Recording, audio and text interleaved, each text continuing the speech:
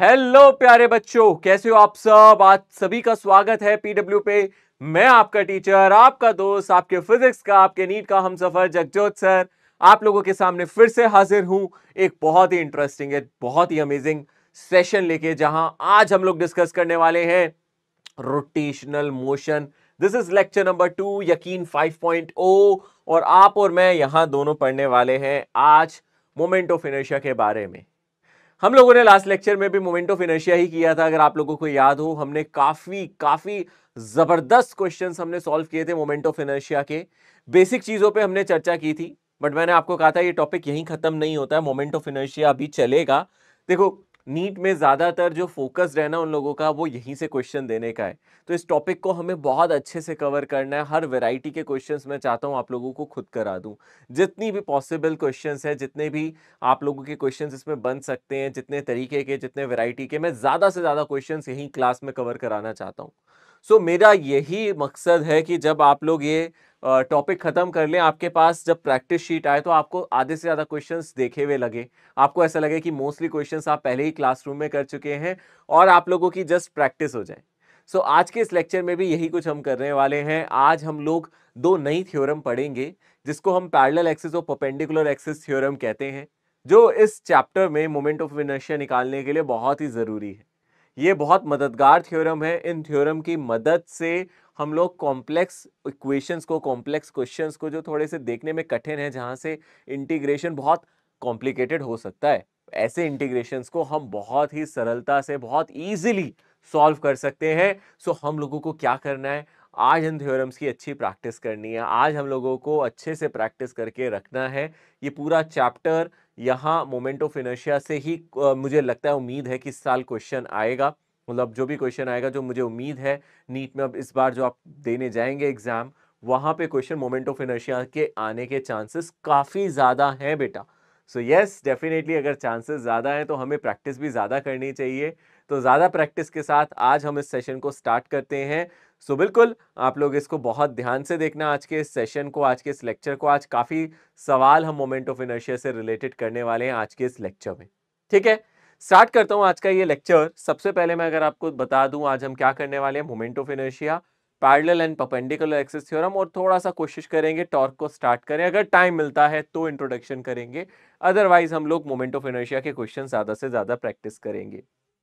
तो स्टूडेंट, एक सवाल आपके सामने यहाँ पे आया है, जरा इस सवाल को ध्यान से देखो। ये कल के पढ़ाए हुए लेक्चर पे बेस्ड है, तो आप लोगों को ये सवाल खुद करना है। जल्दी से ट्राई करो इस क्वेश्चन को, फटाफट देखो क्या कहता है। 5 particles of mass 2 kilogram each, they are attached to the circumference of a circular disc of radius 0.1 metre. तो भाई मैंने सवाल सिर्फ अभी यहां से यहां तक पढ़ा है, तो ऐसा है कि मैं इस सवाल को जहां तक पढ़ता हूं पहले इसका डायग्राम बना देता हूं। वो कह रहा है 5 पार्टिकल है, सभी का मास 2 किलोग्राम है, सभी अटैच है circumference of a circular disc. तो मान लेते हैं एक सर्कुलर डिस्क है इस तरीके से, और इस पे 5 पार्टिकल्स अटैच किए गए हैं। सभी का मास हमें 2 किलोग्राम दिया गया है। ऐसा कुछ नहीं दिया कौन सा पार्टिकल किस तरीके से कितनी दूरी पे रखा गया, बस इतना पता है कि सारे ही सर्कमफ्रेंस पे है। तो मैं सारे ही पार्टिकल्स को सर्कमफ्रेंस पे मान के चल लेता हूं। तो 5 पार्टिकल हैं और सभी का मास 2 किलोग्राम है। सभी का मास हम 2 केजी ले सकते हैं, हर एक पार्टिकल का मास यहाँ पे 2 किलोग्राम लिया जा सकता है। ठीक है ना। सो यहाँ पे अगर हम ध्यान से देखें, इसके बाद वो क्या बोल रहा है, जो इसका रेडियस है वो 0.1 मीटर है। यानी कि यहां से जो आपको रेडियस दिया गया है वो 0.1 मीटर इसका रेडियस है। ओके, सो यहां पे अब हम लोगों को क्या करना है, मोमेंट ऑफ इनर्शिया निकालना है about the axis passing through the centre of an disc और the perpendicular to the plane. यानी कि ये डिस्क रोटेट कर रही है इस तरीके से इस एक्सिस के about, this is perpendicular to the plane. ये डिस्क के प्लेन के परपेंडिकुलर है। भाई डिस्क का प्लेन अगर ये वाला है तो ये इस प्लेन के परपेंडिकुलर है, और ये इसको ऐसे रोटेट करा रही है ना, ये इसको ऐसे रोटेट करा रहे हैं। तो सबसे पहली बात, यहाँ पे जो हमें डिस्क दी है उसका मास नेग्लिजिबल है। आप देख सकते हो डिस्क का कोई मास नहीं है, यानी डिस्क का मोमेंट ऑफ इनर्शिया नहीं चाहिए अपने को। हो सकता था कि डिस्क का मास देता तो हम उसको भी लेते, पर यहाँ डिस्क का मास नहीं है। ठीक है ना। तो यहाँ पे अगर हम ध्यान से देखें, मास ऑफ डिस्क इज 0, तो इसका मोमेंट ऑफ इनर्शिया हमें नहीं लेना।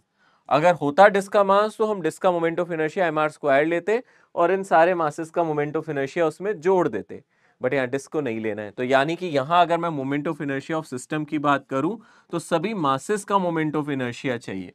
यानी कि ये और सभी सेम दूरी पे है, सभी का जो डिस्टेंस है अगर ध्यान से देखा जाए वो रेडियस के बराबर है, सभी आर डिस्टेंस पे पड़े हैं, सभी सर्कमफ्रेंस पे पड़े हैं। यानी कि अगर मैं मोमेंट ऑफ इनर्शिया किसी भी मास का देखूं वो सिंपली एम आर स्क्वायर हो जाएगा, और 5 ऑब्जेक्ट्स हैं तो 5 एम आर स्क्वायर हो जाएगा, क्योंकि 5 ऑब्जेक्ट है तो 5 एम आर स्क्वायर हो जाएगा। यानी कि यहां से moment of inertia 5 M R square हो गया। ये पूरे सिस्टम का मोमेंट ऑफ इनर्शिया हो गया 5 एम आर स्क्वायर। समझ में आता है? सारे मासेस का हम यहां से ले सकते हैं। तो यानी कि 5 टाइम्स जो मेरा मास है वो है 2, और रेडियस की अगर हम बात करें वो है 0.1, इसका स्क्वायर। तो यहां से कितना आ जाएगा आप देख सकते हो, 10 इंटू 0.1 का स्क्वायर हो जाएगा, यानी कि ये हो जाएगा 1/100। 0.1 होता है 1/10, उसका स्क्वायर हो गया। तो यानी कि ये कितना आ गया, 0.1 kg मीटर स्क्वायर। ठीक है ना, 0.1 kg मीटर स्क्वायर, ये मेरा फाइनल आंसर आ गया। This is the moment of inertia of the system. ये सिस्टम का मोमेंट ऑफ इनर्शिया हो गया। है ना आसान, सिंपल था। आगे बढ़ते हैं। इस क्वेश्चन को मुझे लगता है आप लोगों ने खुद भी कर लिया होगा, है ना? ये आप लोगों ने खुद कर लिया होगा, अच्छे से कर लिया होगा, समझ में आ गया। अच्छा, डिस्क का होता तो बस इतना फर्क पड़ता, इसी में मैं डिस्क का एम आर स्क्वायर और ऐड कर दे, एम आर स्क्वायर बाई 2 और ऐड कर देता। डिस्क अगर इस एक्सिस के अबाउट घूमती है तो एम आर स्क्वायर बाई 2 होता है, उसको ऐड और कर देता। बट यहाँ डिस्क का मास नहीं दिया है तो इसलिए उसको ऐड नहीं किया गया है। The wheels of a moving vehicles are made hollow in the middle and thick at the periphery because. So आपने देखा होगा साइकिल के टायर या फिर कार के टायर, ज्यादातर जो भी टायर्स होते हैं वो जनरली जो भी हम लोग व्हीकल्स के टायर देखते हैं उसमें ज्यादा से ज्यादा मास रिम पे रखा जाता है। रिम पे मतलब बाउंड्रीज पे मास ज्यादा रखा जाता है। आप खुद सोचो बाउंड्रीज पे मास ज्यादा रखने का क्या लॉजिक हो सकता है? क्यों हम मास बाउंड्री पे ज्यादा रखेंगे, और ज्यादा रखने से क्या होगा? अगर हम बाउंड्री पे ज्यादा मास रखेंगे तो उतना ही मास मेरी एक्सिस ऑफ रोटेशन से दूर होगा। जितना ज्यादा मास बाउंड्री से जितना ज्यादा मास सेंटर से दूर है, बाउंड्री पे है, यानी कि उतना ही मास एक्सिस ऑफ रोटेशन से दूर है। तो मास अगर एक्सिस ऑफ रोटेशन से दूर होता है तो क्या होता है, याद है? जितना मास एक्सिस ऑफ रोटेशन से दूर होता है उतना ही मोमेंट ऑफ इनर्शिया ज्यादा होता है, यानी कि इससे मोमेंट ऑफ इनर्शिया इंक्रीज करेगा। तो मोमेंट ऑफ इनर्शिया क्या करेगा, इससे बोलो, इंक्रीज करेगा। और मोमेंट ऑफ इनर्शिया इंक्रीज करेगा, उससे फायदा क्या है? इंक्रीज तो करेगा पर उससे फायदा क्या है सर? उससे फायदा यह है कि मोमेंट ऑफ इनर्शिया एक इनर्शिया का फॉर्म है।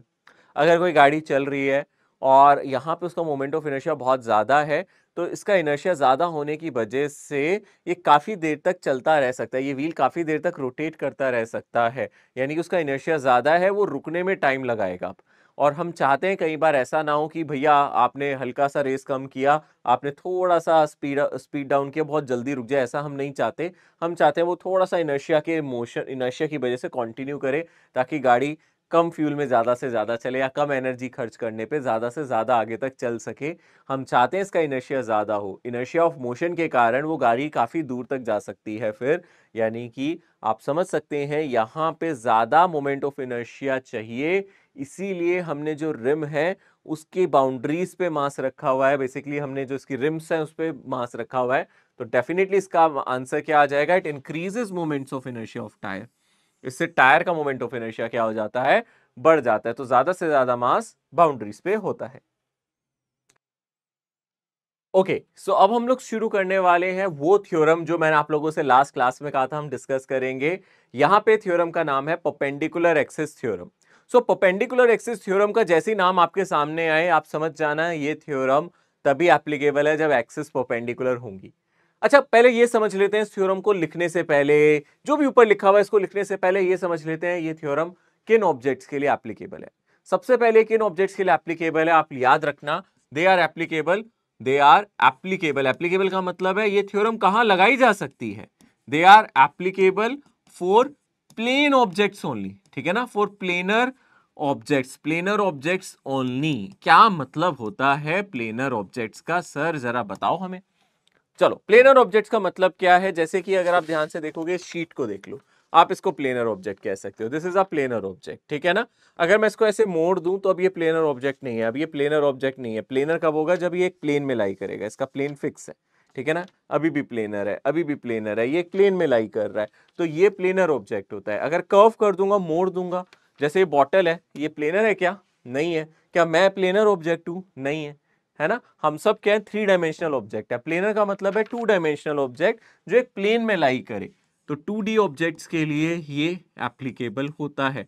आप किसी भी शेप की शीट्स ले सकते हो, स्क्वायर शेप, मतलब मैं इससे इसकी कोई भी शेप बना सकता हूँ। जैसे अभी ये रेक्टेंगुलर शेप है, अभी ये रेक्टेंगुलर शीट है, ये स्क्वायर भी होती तो भी चलता। अगर मान लो मैं इसको थोड़ा सा फोल्ड कर दूं, अब ये थोड़ी सी स्क्वायर लग रही है ना, तो अब ये स्क्वायर शीट होगी तो भी एप्लीकेबल है। अगर ये रेक्टेंगुलर शीट होगी तो भी एप्लीकेबल है। यानी शीट्स के लिए ये एप्लीकेबल है, बट वो फ्लैट होनी चाहिए। यानी कि 2D ऑब्जेक्ट शीट्स के लिए, लैमिना के लिए, ठीक है ना, शीट्स और लैमिना के लिए एप्लीकेबल है। इसके अलावा आप इसको किस पे लगा सकते हो, डिस्क में लगा सकते हो, रिंग में लगा सकते हो, इनके लिए ये एप्लीकेबल है। ठीक है ना, किसी भी शेप की शीट्स हो गई, स्क्वायर, रेक्टेंगुलर, ट्रायंगुलर और रिंग, डिस्क, इनमें अप्लाई कर सकते हो। किन में एप्लीकेबल नहीं है, ये डिस्क में एप्लीकेबल नहीं है। एक आइसक्रीम का कोन जैसे लेते हैं, कोन शेप में एप्लीकेबल नहीं है, चाहे सॉलिड हो या होलो हो। क्यूब में एप्लीकेबल नहीं है, क्यूबॉइड में एप्लीकेबल नहीं है, वहां नहीं लगा सकते। 3D ऑब्जेक्ट्स के लिए नहीं लगा सकते। Not for 3D objects, not for 3 dimensional objects. 3D objects के लिए इसका कोई इस्तेमाल नहीं है, 3D ऑब्जेक्ट्स में नहीं लग सकता भाई ये। ओके, इसके अलावा अब हम लोगों को थ्योरम को थोड़ा और डेप्थ में समझना है, तो हम लोग क्या कर सकते हैं, कोई भी ऑब्जेक्ट ले सकते हैं किसी भी शेप का। जैसे मान लो मैं यहाँ पे ये शीट ले रहा हूँ, आर्बिट्री सी शेप की शीट ले लेता हूँ मैंने ये शीट ले ली। देख सकते हो इसकी कोई शेप थोड़ा अजीब सी शेप है ना, बट ये प्लेनर ऑब्जेक्ट है। ये कैसा ऑब्जेक्ट है, प्लेनर। किसी भी शेप का मैं ये शीट ले सकता हूँ, ये प्लेनर ऑब्जेक्ट आपको नजर आ रहा होगा ये शीट। तो किसी भी शेप का मैंने यहाँ ऑब्जेक्ट बना लिया। मान लो कि मैंने यहाँ पे एक शीट कंसीडर कर ली, इस तरीके से किसी भी शेप की हमने शीट कंसीडर कर ली, तो ये प्लेनर ऑब्जेक्ट है। ये एक, इसका जो प्लेन है अभी वो बोर्ड वाला प्लेन है, यानी कि ये शीट जो है ना, मान लेते हैं ऐसे है, इस प्लेन में, बोर्ड के प्लेन में है। ठीक है ना। अब इसमें मैं अलग अलग एक्सिस ऑफ रोटेशन चूज कर सकता हूँ। इसी में मैं क्या करूंगा, अब इसकी अलग अलग एक्सिस ऑफ रोटेशन चूज कर लूंगा। जैसे कि सबसे पहले मैं इसको ऐसे रोटेट कराता हूं। मेरी एक्सिस देखना बड़े ध्यान से, जो मेरी पहली एक्सिस है ना वो कैसी है, वो ये एक्सिस है। ये एक्सिस अगर आप ध्यान से देखोगे ये ऑब्जेक्ट के प्लेन में है। अरे यार ये एक्सिस ऐसे है बच्चों, इतना नहीं सोचना है। ये एक्सिस कैसे है, ये वाली एक्सिस है। सपोज ये मेरी एक्सिस हो गई, तो ये ऑब्जेक्ट कैसे रोटेट कर सकता है अगर मेरी एक्सिस ऐसे है। ठीक है ना, अगर ये ऑब्जेक्ट की बात करें तो ऑब्जेक्ट कैसे रोटेट कर सकता है। मान लो मैं ये शीट ही दिखा रहा हूँ, ठीक है ना, तो ये कैसे रोटेट कर सकता है, एक्सिस इसी के प्लेन में लिए ना मैंने, ऐसे लिए ना एक्सिस, यही एक्सिस लिए ना जो इसके प्लेन में है। तो इसके अबाउट ये रोटेट कैसे कर सकता है, इस तरीके से रोटेट कर रहा होगा, ये इस तरीके से रोटेट कर रहा होगा। यानी कि ये ऑब्जेक्ट कैसे रोटेट कर सकता है, इस तरीके से या फिर इस तरीके से, इस एक्सिस ऑफ रोटेशन के अबाउट। मैंने मान लिया इसका मोमेंट ऑफ इनर्शिया I1 है, इस एक्सिस के अबाउट I1 है। एक और ऑब्जेक्ट ले लो, एक और ऑब्जेक्ट नहीं सॉरी, एक और एक्सिस ले लो इस ऑब्जेक्ट के लिए।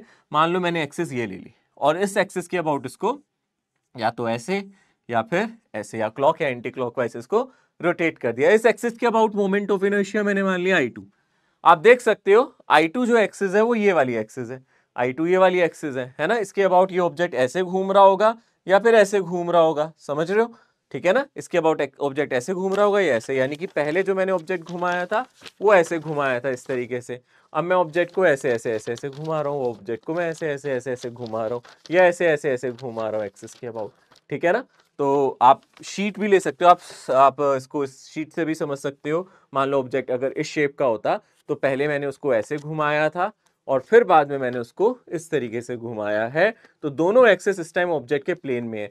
पहली एक्सिस ये थी, दूसरी एक्सिस ये है। दोनों ही केस में एक्सिस ऑब्जेक्ट के प्लेन में है और ये दोनों एक्सिस आपस में परपेंडिकुलर भी हैं। सो आप देख सकते हो, ये इंपॉर्टेंट बातें, इनको नोट करते जाओ। सर ने जो अभी एक्सिस ली है, यानी कि मैंने जो एक्सिस ली है वो I1 ली है, I2 है। I1 एंड I2, सबसे पहले अगर आप ध्यान से देखोगे, सबसे इंपॉर्टेंट बात, बोथ एक्सिस अगर आप ध्यान से देखोगे, both are in plane of object, दोनों ऑब्जेक्ट के प्लेन में है। इन प्लेन ऑफ ऑब्जेक्ट, जो भी ऑब्जेक्ट का प्लेन है दोनों एक्सिस उसी प्लेन में है।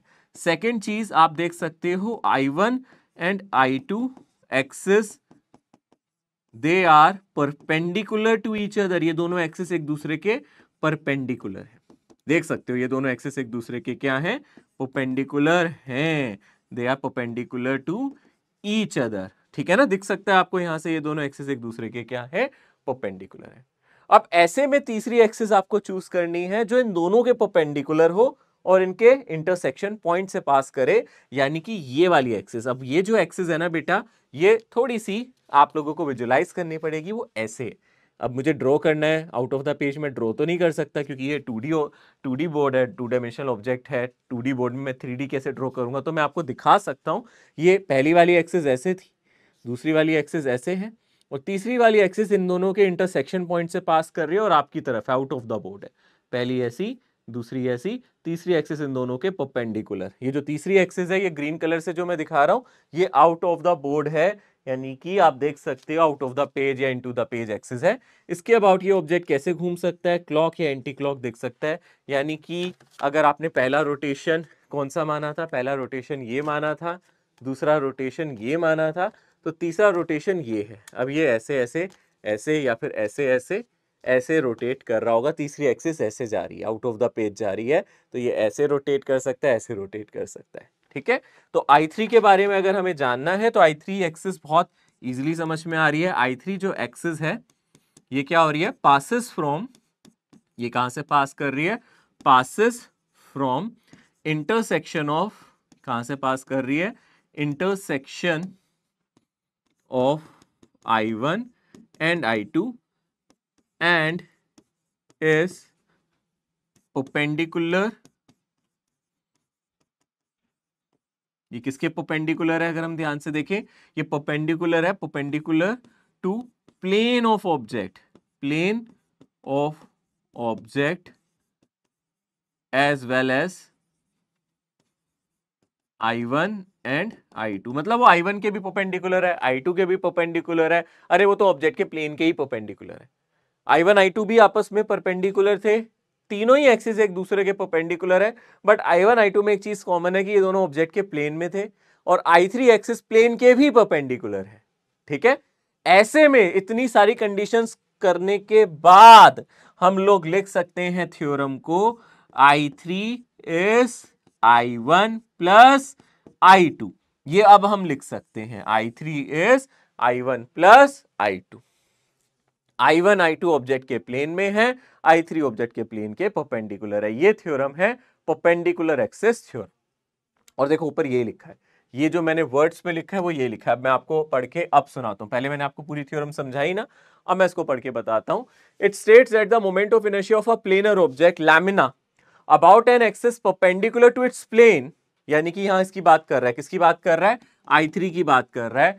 तो यहां पे बोल रहा है this is equal to sum of its moment of inertia about two perpendicular axis lying in the plane. तो दो एक्सिस जो प्लेन में लाई कर रही हैं, जो आपस में परपेंडिकुलर है, उनका सम, उनके मोमेंट ऑफ इनर्शिया का सम तीसरी एक्सिस के बराबर है जो प्लेन के परपेंडिकुलर है। क्या यही कह रहा है, क्या यही कह रहा है ये theorem?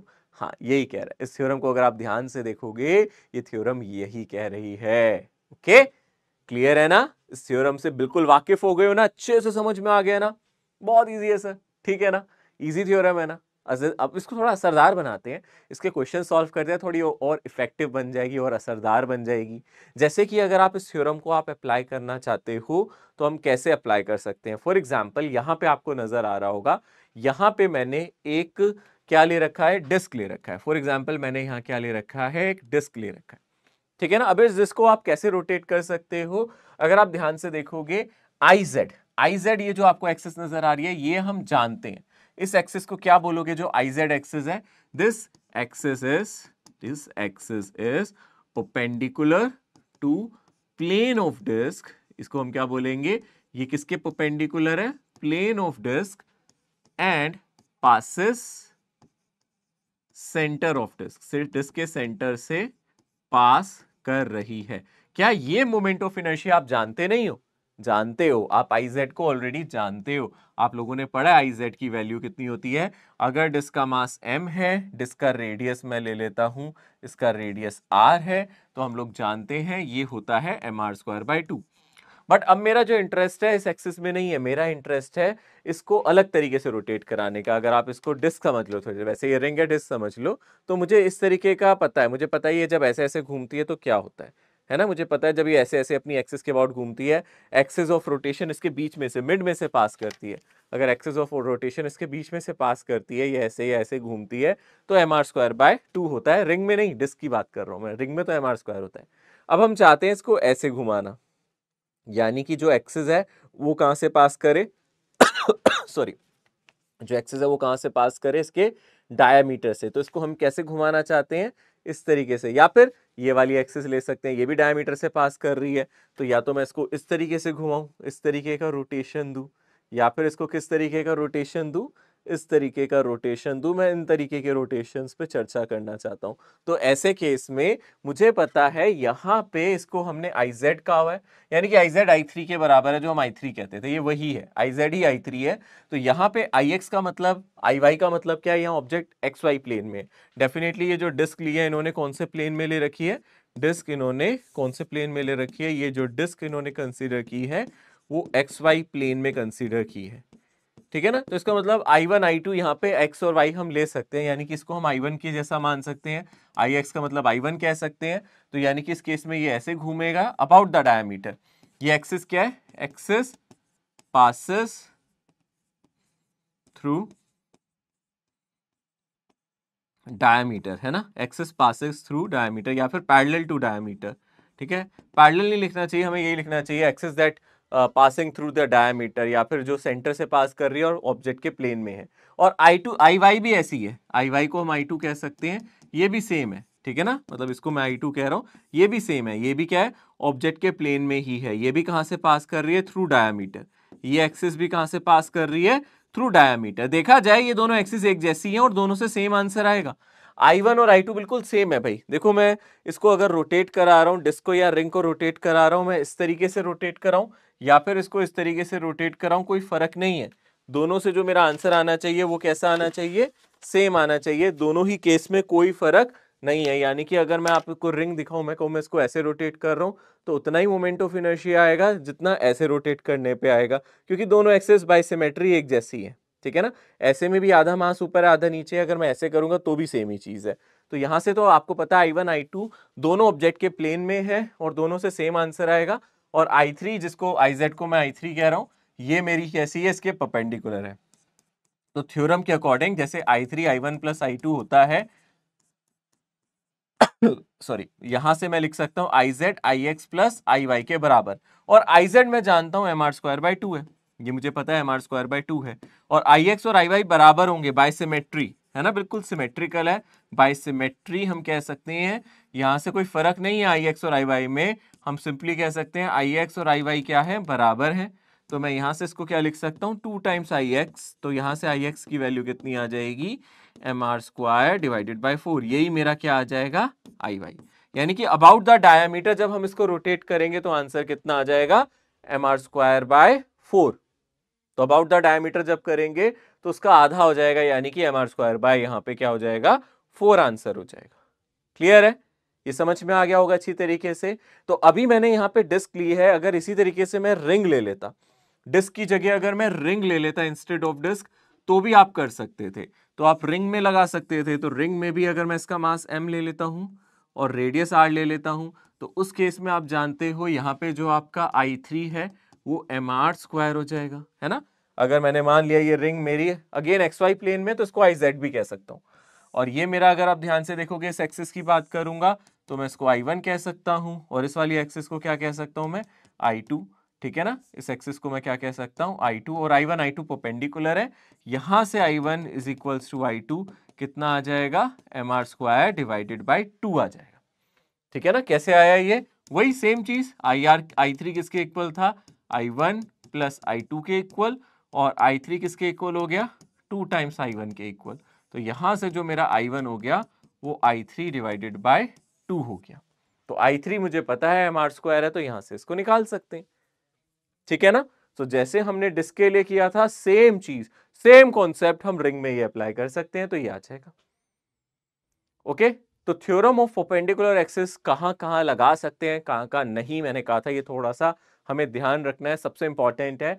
It is applicable for plane lamina, rod, ring, disc, square sheet, यहां सभी जगह लगा सकते हो। Not applicable for 3D objects, मैंने बता दिया था, 3 डायमेंशनल ऑब्जेक्ट्स जैसे कि स्फेयर होता है चाहे आप उसको होलोस्फेयर कहो, सॉलिड स्फेयर कहो, कोन कहो, उनमें नहीं है, ठीक है ना। और इंपॉर्टेंट बात, अभी हम लोग इस थ्योरम को इस्तेमाल करेंगे स्क्वायर शीट्स के लिए। तो ये थ्योरम अगर हम डायगोनल्स पे लगा रहे हैं तो स्क्वायर के डायगोनल्स पे लगा सकते हैं, बट रेक्टेंगल के डायगोनल्स पे नहीं, याद रखना। स्क्वायर के डायगोनल्स परपेंडिकुलर होते हैं बट रेक्टेंगल के नहीं। तो अभी मैं आपको दिखाऊंगा मैं कैसे इसके स्क्वायर के डायगोनल्स पे लगा के स्क्वायर के डायगोनल्स के अबाउट भी मोमेंट ऑफ इनर्शिया निकाल सकता हूं, बट रेक्टेंगल में नहीं लगा सकते क्योंकि रेक्टेंगल के डायगोनल्स परपेंडिकुलर नहीं होते। चलो अभी देखते हैं इसके बारे में ये क्या कह रहा है। सबसे पहले स्क्वायर शीट की बात करते हैं। तो सबसे पहले मैं शुरू कर रहा हूं स्क्वायर शीट से, तो यानी कि कोई एक स्क्वायर शीट को हम कंसीडर कर लेते हैं, ठीक है ना। तो let's just consider a square sheet. मैं यहां पे एक स्क्वायर शीट कंसीडर कर लेता हूं, ये मेरी एक स्क्वायर शीट मैंने कंसीडर कर ली, ठीक है। अब अगर इस स्क्वायर शीट को मैं ध्यान से देखूं, इसको मैं क्या कर सकता हूं, मैं दो एक्सिस ले सकता हूं। सबसे पहले मैं इस एक्सिस की बात कर रहा हूं, तो इस एक्सिस को मैं नाम दे रहा हूं I1, ओके। तो यानी कि ये स्क्वायर शीट ऐसे या फिर इस तरीके से घूम सकती है, ठीक है। अभी आप इसको थोड़ी देर के लिए for the time being square मान लो, वैसे ये रेक्टेंगल है बट थोड़ी देर के लिए स्क्वायर मान लो। तो जो पहली एक्सिस ऑफ रोटेशन है उसका मतलब है ये ऑब्जेक्ट ऐसे रोटेट कर रहा है या ऐसे रोटेट कर रहा है, ठीक है ना। क्लॉक या एंटी क्लॉक रोटेट कर सकता है इस एक्सिस के अबाउट। अब ये अगर आपको मोमेंट ऑफ इनर्शिया निकालना है तो इसमें आपको एक चीज करनी पड़ेगी। अगर आप इस एक्सिस के अबाउट निकालना चाहते हो तो आपको क्या करना चाहिए, इस एक्सिस को अगर आप इस एक्सिस के अबाउट निकालना चाहते हो तो आप ऐसे केस में इस स्क्वायर शीट को ऐसे कंप्रेस कर सकते हो। आपको इस तरीके से कंप्रेस करने से क्या मिलेगा, अगर आप इसको इस तरीके से कंप्रेस करोगे तो अलोंग द लेंथ कंप्रेस करोगे तो ये शीट रॉड की तरह काम करेगी। ये शीट किसकी तरह काम करेगी, रॉड की तरह काम करेगी। यानी कि अगर इसकी लेंथ और ब्रेथ मैं जानता हूं, अगर ये भी ए है ना, और ये वाली साइड भी ए है, क्योंकि स्क्वायर शीट है मैंने इसकी साइड ए ले ली है, तो ये एक रॉड की तरह बन जाएगी जिसकी लेंथ ए हो जाएगी। एक रॉड जिसकी लेंथ ए है, आप जानते हो इसका मोमेंट ऑफ इनर्शिया कितना हो जाएगा, यहां से इस एक्सिस के अबाउट, इस एक्सिस के अबाउट अगर मैंने मोमेंट ऑफ इनर्शिया मान लिया है, लेटस से इस मोमेंट ऑफ इनर्शिया को I1 कह रहे हैं, तो यहां से मैं लिख सकता हूं जो मेरा I1 हो जाएगा वो हो जाएगा जो भी इसका मास है into a square divided by 12। Okay, so यहां से I1 मैंने देख लिया। इसमें मुझे कैसे स्क्वीज करना पड़ा, मैंने इस तरीके से स्क्वीज किया, इस तरीके से दबा दिया। ऐसे क्यों स्क्वीज कर सकता हूं, क्योंकि इससे मास एक्सिस से ना दूर आ रहा है ना पास आ रहा है, तो इस तरीके से स्क्वीज कर सकते हैं इसको। इससे मास एक्सिस से ना दूर जा रहा है ना पास आ रहा है, मोमेंट ऑफ इनर्शिया यही आएगा। सेकंड हम क्या कर सकते हैं, अगर मुझे क्या चाहिए, मुझे इस एक्सिस के अबाउट चाहिए, मान लो मुझे इस एक्सिस के अबाउट चाहिए स्क्वायर शीट में, तो मतलब मैं इसको ऐसे या ऐसे रोटेट कर सकता हूं। तो सेकंड केस के हिसाब से ये ऑब्जेक्ट की जो एक्सिस ऑफ रोटेशन है वो कहां से पास कर रही है, यहां से पास कर रही है। तो इसमें जो रोटेशन है या तो वो इस तरीके से हो रहा होगा, है ना, या तो ऐसे हो रहा होगा या फिर ऐसे हो रहा होगा, किसी भी एक तरीके से हो रहा होगा, या तो ऐसे या ऐसे हो रहा होगा, है ना। अब इस केस में क्या कर सकते हैं, अगर आप ध्यान से देखोगे, अगर हम ये ग्रीन वाली एक्सिस पे चर्चा करें तो इसके हिसाब से मैं क्या कर सकता हूं, अपनी एक्सिस ऑफ रोटेशन ये बना देता हूं और अब इसको स्क्वीज कर सकता हूं, दबा सकता हूं। बट क्योंकि ग्रीन वाली एक्सिस, देखो येलो वालों को भूल जाओ, अब आप इसको ऐसे स्क्वीज कर सकते हो, यानी कि अब भी एक रॉड की तरह बन जाएगी अगर आप स्क्वीज कर दोगे, जिसकी लेंथ अभी भी कितनी हो जाएगी, ए हो जाएगी। और यहां से अगर आप इसका मोमेंट ऑफ इनर्शिया चेक कर रहे हो इस एक्सिस के अबाउट, ग्रीन वाली एक्सिस के अबाउट, तो इसका मोमेंट ऑफ इनर्शिया I2 कहलाएगा। लेटस से मैं इसका मोमेंट ऑफ इनर्शिया को I2 कह देता हूं। ये भी किसके इक्वल हो जाएगा, ma स्क्वायर डिवाइडेड बाई 12।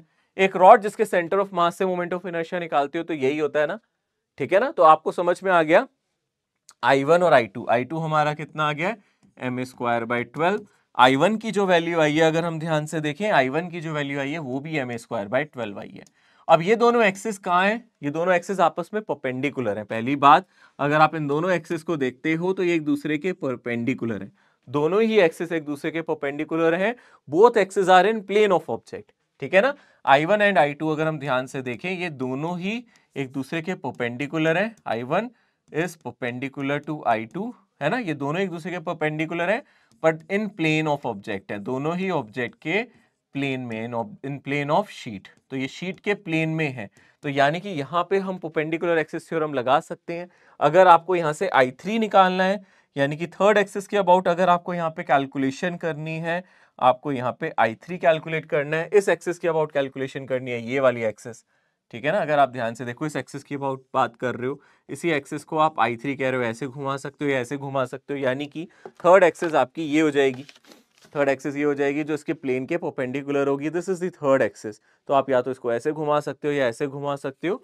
तो इस एक्सिस के अबाउट अगर हम ध्यान से देखेंगे, इसको हम I3 कह रहे हैं और यहाँ पे हम I3 को सिंपली क्या कह सकते हैं, I3 is I1 plus I2 यानी कि ma² प्लस ma²/12 यानी कि यहां से आ जाएगा ma²/6। तो यहां से आपका मोमेंट ऑफ इनर्शिया आ जाएगा ma²/6, यानी कि ये जो थर्ड एक्सिस है यहां से इस एक्सिस के अबाउट अगर इसका रोटेशन देखेंगे तो ma²/6 आएगा। ठीक है ना। तो इन शॉर्ट अगर हम किसी शीट को ऐसे घुमाते हैं, मान लो एक एक स्क्वायर शीट को ऐसे ऐसे घुमा रहे हैं इस एक्सिस के अबाउट, तो इससे कितना आएगा ma²/6। ऐसे देख लो या ऐसे देख लो, अगर हम इसको इस तरीके से घुमा रहे हैं तो इस एक्सिस के अबाउट जो आपसे आपके इनटू द पेज है या फिर आपकी तरफ आ रही है, इस एक्सिस के अबाउट ही कितना आता है ma²/6 for a square sheet. ठीक है, फॉर अ स्क्वायर शीट हम इसको लिख सकते हैं। ओके, हम स्क्वायर शीट के लिए जब करेंगे तो स्क्वायर शीट में हम इसके डायगोनल से भी निकाल सकते हैं। About diagonal of square sheet, about diagonal, अब हम इसके डायगोनल के अबाउट भी निकाल सकते हैं। ये भी इंपॉर्टेंट है, स्क्वायर शीट के डायगोनल पे भी पूछा जा सकता है, ये सब क्वेश्चंस की फॉर्म में आ सकते हैं। तो अगर हम एक स्क्वायर शीट की बात कर रहे हैं, अगेन मैं स्क्वायर शीट को ड्रॉ कर देता हूं। लेट अस से ये मेरी स्क्वायर शीट है, दोबारा से मैंने ड्रॉ कर दिया। अब आपका इंटरेस्ट है सर डायगोनल के अबाउट क्या होगा। मान लो आपने कहा कि सर मुझे तो ये डायगोनल से चाहिए, इस डायगोनल को मैं बोल देता हूँ कुछ I4, यहां से मैं मान लेता हूँ I4 और एक दूसरा डायगोनल ले लेता हूँ, ये वाला डायगोनल, इसको मान लेता हूँ I5। पहली बात, दोनों डायगोनल आइडेंटिकल है, बिल्कुल एक जैसे दिखते हैं दोनों डायगोनल, है ना। तो दोनों डायगोनल से आंसर तो सेम आएगा, ये बात तो क्लियर है। Definitely I4 is equals to I5 होगा। क्या ये ऑब्जेक्ट के प्लेन में है? यस, I4 और I5 किस में है? इन प्लेन। ये भी ऑब्जेक्ट के प्लेन में है, ये वाला भी क्या है? इन प्लेन ऑफ ऑब्जेक्ट। ये दोनों ही ऑब्जेक्ट के प्लेन में है, तो इन पे परपेंडिकुलर एक्सिस थ्योरम लग सकती है अगर ये परपेंडिकुलर हो। और आप जानते हो स्क्वायर में डायगोनल्स परपेंडिकुलर भी होते हैं। तो स्क्वायर में अगर आप ध्यान से देखोगे दोनों डायगोनल एक दूसरे के परपेंडिकुलर है, यानी कि अगर आप इस एक्सिस से निकाल चुके हो, जिसको आप क्या बोल रहे हो I3, आपको पता है यहां से कितना आंसर आया था? ma²/6। तो हम जानते हैं I3 और I4 और I5 हम लिख सकते हैं किसके इक्वल, क्योंकि जो ये इन दोनों से पास कर रहा है ma²/6 के इक्वल होना चाहिए। ठीक है ना, ये जो I3 है इसी के इक्वल होना चाहिए, I4 प्लस I5 I3 के इक्वल होना चाहिए, और I3 अभी हमने पीछे निकाला था ma²/6, यानी कि ये दोनों भी सेम है। तो यहां से मैं लिख सकता हूं 2 टाइम्स I4, क्योंकि I4 और I5 सेम है, मैं इसको 2 टाइम्स I4 लिख सकता हूं, ये ma²/6 आ जाएगा। यानी कि I4 की अगर हम बात करें तो I4 अगेन ma²/12 आ जाएगा। तो यानी कि स्क्वायर के केस में डायगोनल से उतना ही आता है जितना एक एज से आता है, इतना ही कंट्रीब्यूशन आपको इस वाली एक्सिस से मिला था, यहां से भी आपको ma²/12 मिला था, इतना ही कंट्रीब्यूशन आपको यहां से मिला था, यहां से भी ma²/12 मिला था। तो डायगोनल से भी आपका सेम ही आंसर आता है ma²/12, इस डायगोनल से देखोगे तो भी सेम आएगा ma²/12। तो स्क्वायर के केस में मैं चाहे साइड के अबाउट घुमाऊं, यानी कि मैं इसको इस तरीके से घुमाऊं, साइड के अबाउट ऐसे घुमाऊं, या फिर इस तरीके से घुमाऊं, या डायगोनल से मतलब इस तरीके से डायगोनल्स पकड़ के ऐसे घुमाऊं। ये रेक्टेंगुलर है, प्लीज रिमाइंड, मैं आपको एक बार दिखा देता हूँ, ये रेक्टेंगुलर है, ये स्क्वायर नहीं है, बट मैं इसको स्क्वायर मान के चल रहा है, अप्रॉक्सीमेटली स्क्वायर की तरह ले रहा हूँ। तो अब हम इसको डायगोनल के अबाउट ऐसे या फिर इस डायगोनल के अबाउट घुमा रहे हैं इस तरीके से, तो डायगोनल्स के अबाउट भी ma²/12 ही आएगा और साइड्स के अबाउट भी ma²/12 आएगा। बट अगर उसके प्लेन के परपेंडिकुलर घुमाओगे, उसके प्लेन के परपेंडिकुलर एक्सिस से घुमाओगे तो ma²/6 आएगा। ये साइड्स के अबाउट, डायगोनल्स के अबाउट सेम आंसर देता है। ओके, ये स्क्वायर शीट के लिए हो गया और इसके डायगोनल परपेंडिकुलर है। वैसे ही अगर आप रेक्टेंगुलर शीट की बात करते हो तो रेक्टेंगुलर शीट में क्या है, अब एग्जैक्टली अगर रेक्टेंगुलर शीट की बात करें तो दो एक्सिस ले लेते हैं। सबसे पहले मैं अगर इस एक्सिस की बात करूं तो इस एक्सिस को नाम दे देता हूं I1, और फिर दूसरी एक्सिस को मैं यहाँ ग्रीन कलर से दिखा देता हूं, दूसरी एक्सिस को दिखा देता हूं ये ग्रीन कलर से दिखा देता हूं, इसको नाम दे देता हूं I2। जैसे अभी स्क्वायर में किया था सेम रेक्टेंगल में होगा, आप इसको दो एक्सिस से देख सकते हो। सबसे पहले अगर मैं I1 के अबाउट देखने की कोशिश करूंगा तो ये रही मेरी I1, तो इस केस में इसको हम कंप्रेस कर सकते हैं, एक रॉड से कंप्रेस कर सकते हैं, इस तरीके से कंप्रेस कर सकते हैं। लेट अस से इसकी जो ये लेंथ है वो L है और जो इसकी ब्रेथ है वो कितनी है B। इसकी लेंथ मैंने L ले ली और ब्रेथ ले ली B। तो आप इसको इस तरीके से कंप्रेस कर रहे हो जैसे पहले कर रहे थे, ठीक है ना, बिल्कुल स्क्वायर जैसा। मैं इसको दोबारा से ड्रॉ करके दिखा देता हूं, आप ऐसे देख लो, ये रेक्टेंगुलर शीट आप ऐसे ले लो, एक काम करो ऐसे, थोड़ा ईजी हो जाएगा आप लोगों को देखना। और इसमें इसकी लेंथ मैंने ले ली है L और इसकी ब्रेथ ले ली है मैंने कितनी, बी। तो सबसे पहले आप इस एक्सिस के अबाउट देख लो। चलो इस एक्सिस को आप कुछ नाम दे दो। इस एक्सिस को आप I1 कह रहे हो, तो हम सबसे पहले इसको ऐसे या फिर ऐसे रोटेट कर सकते हैं, और इस तरीके से रोटेशन करने के लिए हम इसको इस तरीके से स्क्वीज कर सकते हैं, यानी कि ये इक्विवेलेंट हो जाएगा आपकी एक्सिस के। आपकी एक्सिस ऐसी है, इसकी परपेंडिकुलर डायरेक्शन में स्क्वीज कर दो, यानी कि एक रॉड बन जाएगी। अब आप इस रॉड की लेंथ देखो ध्यान से कितनी बनेगी। जब आप इसको ऐसे स्क्वीज करोगे, ये लेंथ कितनी है इसकी, b है, यानी कि यहां से जो I1 आएगा वो आएगा mb²/12। अब हम दूसरी एक्सिस के अबाउट ले लेते हैं। लेट अस से मैं ये वाली एक्सिस ले लेता हूं। अब इस एक्सिस के अबाउट ये ऐसे घूम सकता है या फिर इस तरीके से घूम सकता है, ठीक है ना। तो इस केस में क्या करूंगा, मैं इसको ऐसे स्क्वीज कर दूंगा। अब ऐसे स्क्वीज कर दूंगा तो यानी कि सेकंड केस में मैं क्या कर सकता हूं, ये अपनी एक्सिस ले सकता हूं, और ऐसे स्क्वीज करने से ये एक रॉड बन जाएगी इस तरीके की। यहाँ पे ये एक रॉड बन जाएगी इस तरीके की, ठीक है ना। और इसकी लेंथ कितनी हो जाएगी, L। इस रॉड की लेंथ कितनी हो जाएगी, L। तो यहां से मेरा I2 आ जाएगा। यहां से मुझे क्या मिल जाएगा, मेरा I2, और I2 की जो वैल्यू हो जाएगी वो हो जाएगी ml²/12, ठीक है ना। तो यानी कि यहां से एक साइड से mb²/12, एक साइड से ml²/12। स्क्वायर में दोनों ही साइड हमारी a थी, इसलिए ma²/12 मिला था। अब अगर आप परपेंडिकुलर एक्सिस थ्योरम लगाना चाहते हो तो ये एक्सिस लेनी पड़ेगी जो इन दोनों के ही परपेंडिकुलर है। आप इस एक्सिस की बात कर रहे हो जो दोनों के ही परपेंडिकुलर है। ऐसे घुमा लो या ऐसे घुमा लो, यानी कि थर्ड एक्सिस आपने ये ले ली जो इन दोनों के ही परपेंडिकुलर है। तो यहां से हम परपेंडिकुलर एक्सिस थ्योरम लगाएंगे, तो यहां से मुझे जो मेरी एक्सिस मिलेगी, यानी कि इस एक्सिस से मैं मोमेंट ऑफ इनर्शिया अगर I3 कह रहा हूं, तो वो कितना मिलेगा, यहां से मिलेगा mb²/12 प्लस ml²/12। तो m/12 आप कॉमन ले सकते हो, b² प्लस l²। ये मेरा मोमेंट ऑफ इनर्शिया I3 आ जाएगा। ये मेरा मोमेंट ऑफ इनर्शिया कितना आ जाएगा, I3 m/12 और b² प्लस l²। ओके, यहां से आप इसका मोमेंट ऑफ इनर्शिया कैलकुलेट कर सकते हो, ठीक है। आई होप ये समझ में आ गया होगा, अच्छी तरीके से क्लियर हो गया होगा। m/12 b² प्लस l², ये मेरा फाइनल आंसर आ जाएगा यहां से, ठीक है। बट यहां पे आप डायगोनल पे नहीं लगा सकते, नॉट एप्लीकेबल फॉर डायगोनल, क्योंकि डायगोनल्स आर नॉट परपेंडिकुलर। तो यहां पे ये एप्लीकेबल नहीं है, नॉट एप्लीकेबल फॉर डायगोनल्स। तो ये डायगोनल्स के लिए एप्लीकेबल नहीं है। बट एक चीज याद रखना, ये डायगोनल्स के लिए एप्लीकेबल तो नहीं है, पर हमें एक चीज जरूर पता है कि अगर मैं इसके डायगोनल्स पे लगाऊं तो क्या होगा। अगर मैं इसके डायगोनल्स पे मान लूं, दोनों डायगोनल से आंसर तो सेम ही आएगा, चाहे इस डायगोनल पे देख लूं या इस डायगोनल पे देख लूं। मैं I5 और I6 के बारे में एक चीज तो कह सकता हूं, मैं निकाल नहीं पाऊंगा, पर मैं ये तो बता सकता हूं I5 और I6 सेम होंगे सिमेट्रिकली, दोनों डायगोनल से आंसर सेम आएगा। और क्या मैं जानता हूं, यहां पे अगर आप चेक करो इनमें से L बड़ा है या B, अगर आप देखो ध्यान से, अगर मैं मान के चल रहा हूं अगर आप ध्यान से देखो, if L is greater than B, देखो जैसा कि यहां नजर भी आ रहा है L बड़ा है, B कैसा है, छोटा। तो आपको पता है I1 और I2 में से I2 ज्यादा होगा, है ना। तो आप कह सकते हो कि सर यहां से I2 ग्रेटर देन I1 होगा, ठीक है ना। I2 ग्रेटर देन I1 होगा। I2 की वैल्यू ml²/12 है, I1 की वैल्यू mb²/12 है। तो डायगोनल से जो आंसर आएगा वो इनके बीच में लाई करेगा। मतलब डायगोनल से जो आंसर आएगा वो mb²/12 से तो बड़ा होगा, बट ml²/12 से छोटा होगा। यानी कि मैं यहां से I5 की अगर बात करूं, this is less than I2 but greater than I1। I1 से तो बड़ा होगा, मतलब ये mb²/12 से तो बड़ा होगा, बट ml²/12 से छोटा होगा। तो डायगोनल से जो भी आंसर आएगा वो इनके बिटवीन लाई करेगा, ठीक है ना। जो डायगोनल से जो भी आंसर आएगा दैट लाइज इन बिटवीन, वो इन दोनों के बीच में कहीं लाई करेगा। mb²/12 से क्या होगा, बड़ा, और ml²/12 से छोटा। ये हमेशा याद रखना।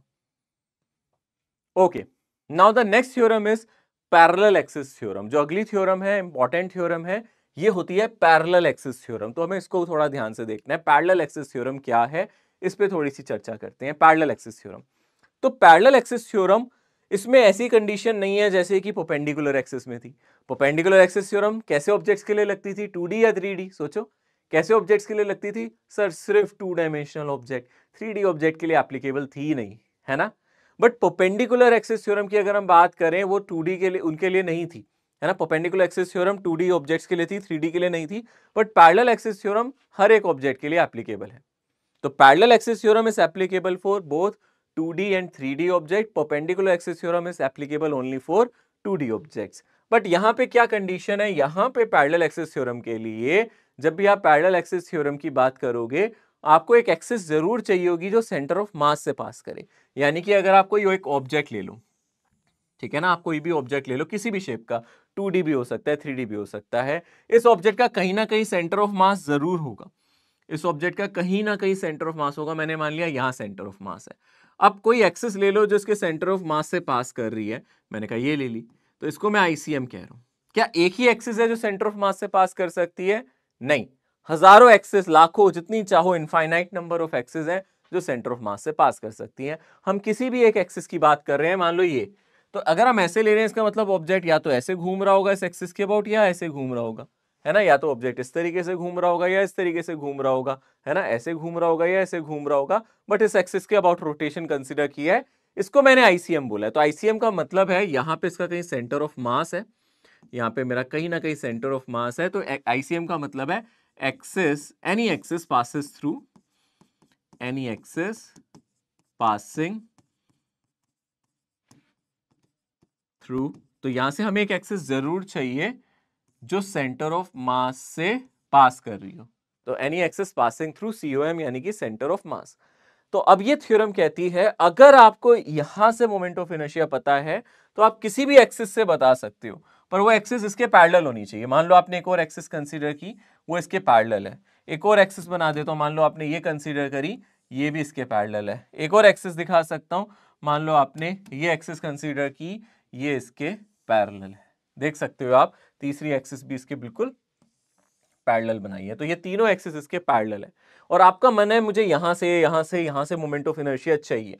तो अगर आप चाहते हो कि सर मुझे मोमेंट ऑफ इनर्शिया चाहिए अबाउट दिस पिंक वाला एक्सिस, यानी कि मुझे I1 चाहिए, मुझे क्या चाहिए, I1, तो आपको ऑब्जेक्ट का मास अगर पता है, मास ऑफ ऑब्जेक्ट, ठीक है ना, m का मतलब है ऑब्जेक्ट का मास आपको पता है, और इन दोनों एक्सिस के बीच का परपेंडिकुलर डिस्टेंस चाहिए हमें, ठीक है ना, इसको मैंने R1 कह दिया।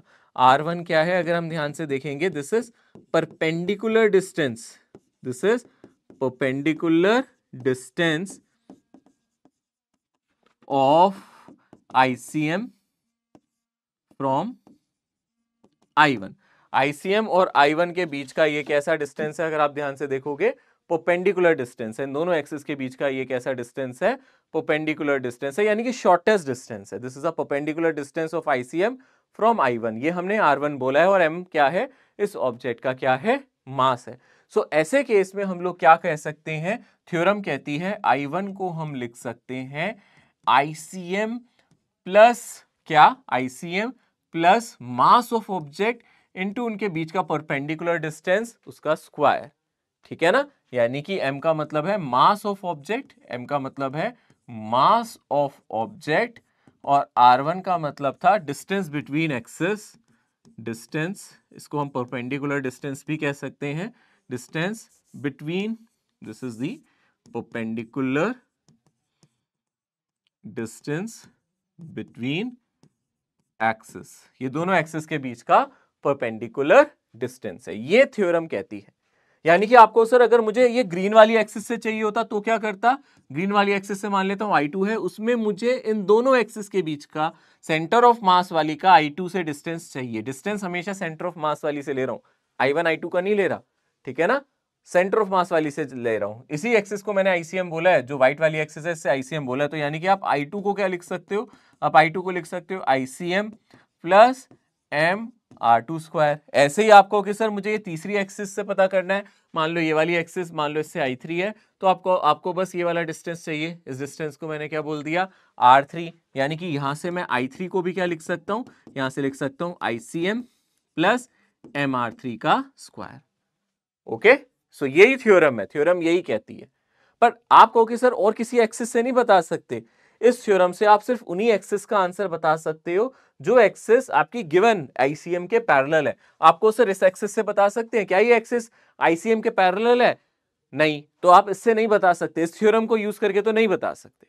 क्या सर अगर मुझे I1 पता है तो I2 बता सकता हूं, नहीं, हमें ICM पता होना चाहिए तभी आप I2 बता पाओगे। हमें दो रैंडम एक्सिस नहीं चाहिए, हमें एक एक्सिस सेंटर ऑफ मास से ही चाहिए और दूसरी एक्सिस सेंटर ऑफ मास से नहीं होगी, वो पैरेलल होगी, तो हम बता सकते हैं। ठीक है, बात समझ में आ रही है अच्छी तरीके से? हाँ, ये हो सकता है मुझे I1 पता हो, ICM निकालना हो और ये डिस्टेंस दे रखा हो, ये मैं कर सकता हूं, बट ऐसा नहीं कर सकता I1 पता हो I2 बता दूं, क्योंकि I1 सेंटर ऑफ मास से पास नहीं कर रही। एक एक्सिस तो इस थ्योरम में सेंटर ऑफ मास से पास करनी जरूरी है।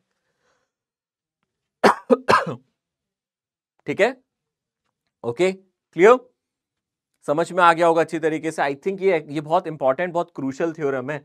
तो आप ये कहोगे सर आईसीएम एक ही होती है? नहीं, बहुत सारी हो सकती है बेटा, जरूरी नहीं है यही है। मतलब आपको कोई भी ऑब्जेक्ट दिया जाए, लेट अस से आपको ऑब्जेक्ट किसी भी शेप का दिया जाए, सेंटर ऑफ मास से ये भी एक्सिस जा रही है, ये भी जा रही है, ये भी जा रही है, हजारों एक्सिस जा सकती है सेंटर ऑफ मास से, पर थ्योरम उसके लिए एप्लीकेबल है। आपको किसी से भी पता है, मान लो अगर आपको ये पता है, ये भी आईसीएम कहलाएगा, इसको भी आप आईसीएम कह सकते हो, बट मान लो आपको पूछा जा रहा है इस एक्सिस से निकालना है, तो आप इस वाली आईसीएम को यूज नहीं करोगे, आप इसको यूज करोगे। आप देखोगे इन दोनों के बीच का परपेंडिकुलर डिस्टेंस और फिर निकालोगे। तो यानी कि जब आप आईसीएम यूज करोगे तो आप वो आईसीएम यूज करोगे जो उस एक्सिस के पैरेलल है जहां से आप मोमेंट ऑफ इनर्शिया निकालना चाहते हो। आप इस एक्सिस से निकालना चाहते हो ना, तो आपको ये आईसीएम काम नहीं आएगा, आपको ये वाला आईसीएम चाहिए। आपको सेंटर ऑफ मास से पता है हजारों एक्सिस पास करती हैं, हमें वो आईसीएम चाहिए, हमें वो एक्सिस चाहिए जो सेंटर ऑफ मास से पास कर रही हो और उस एक्सिस के पैरेलल हो जिस एक्सिस से हम निकालना चाहते हैं। ठीक है, सो आप देख सकते हो ये थ्योरम आराम से अप्लाई की जा सकती है, बहुत इजीली अप्लाई की जा सकती है। और आप ये भी देखो, यहां पे मैं देखूं सबसे ज्यादा जो दूर है वो R2 है, तो R2 सबसे ज्यादा है, तो आप देखोगे सबसे ज्यादा मोमेंट ऑफ इनर्शिया I2 से आएगा, और सबसे क्लोज यहां पे I3 है। यानी कि अगर आप ध्यान से देखो यहां पे R2 is greater than R1 is greater than R3, तो आप क्लियरली कह सकते हो यहां से जो I2 है वो I1 से बड़ा होगा, वो ग्रेटर देन I3 होगा। सबसे कम मोमेंट ऑफ इनर्शिया इस एक्सिस से आ रहा है I3 से, सबसे कम मोमेंट ऑफ इनर्शिया किससे आ रहा है? इस वाली एक्सिस से, जिसको आप क्या कह रहे हो? I3 एक्सिस कह रहे हो, इससे मोमेंट ऑफ इनर्शिया सबसे कम आ रहा है। और बाकी एक्सिस से जो मोमेंट ऑफ इनर्शिया है वो आपको क्या नजर आ रहा है? ज्यादा नजर आ रहा है। सबसे ज्यादा किससे नजर आ रहा है? जो एक्सिस सबसे दूर है, यानी कि I2 से सबसे ज्यादा नजर आ रहा है। और आप ये भी कह सकते हो इस केस में कि सबसे कम मोमेंट ऑफ इनर्शिया किस एक्सिस से होगा? अगर हम चारों एक्सिस को देखें तो डेफिनेटली आईसीएम से, यानी कि सेंटर ऑफ मास से अगर कोई एक्सिस पास कर रही है, आप बहुत सारी एक्सिस को कंपेयर कर रहे हो, you are comparing many axis, और उन वो सारी एक्सिस आपस में पैरेलल है, if you are comparing many parallel axis then the moment of inertia will be minimum from the axis passing through centre of mass. ठीक है, यानी कि आप ये भी याद रख सकते हो। अब अगर आप क्या कर रहे हो, इफ वी कंपेयर, हम बहुत सारी एक्सिस देख रहे हैं, if we compare moment of inertia, हम बहुत सारी एक्सिस का मोमेंट ऑफ इनर्शिया कंपेयर कर रहे हैं, moment of inertia of several axis, बहुत सारी एक्सिस, ठीक है ना, ऑफ सेवरल एक्सिस, बहुत सारी एक्सिस का मोमेंट ऑफ इनर्शिया कंपेयर कर रहे हैं पैरेलल टू ईच अदर। ये सारी एक्सिस कैसी हैं? पैरेलल टू ईच अदर, ये सारी ही एक्सिस एक दूसरे के क्या है? पैरेलल हैं। Then moment of inertia will be minimum, then moment of inertia, हम मोमेंट ऑफ इनर्शिया को कह सकते हैं, then moment of inertia will be minimum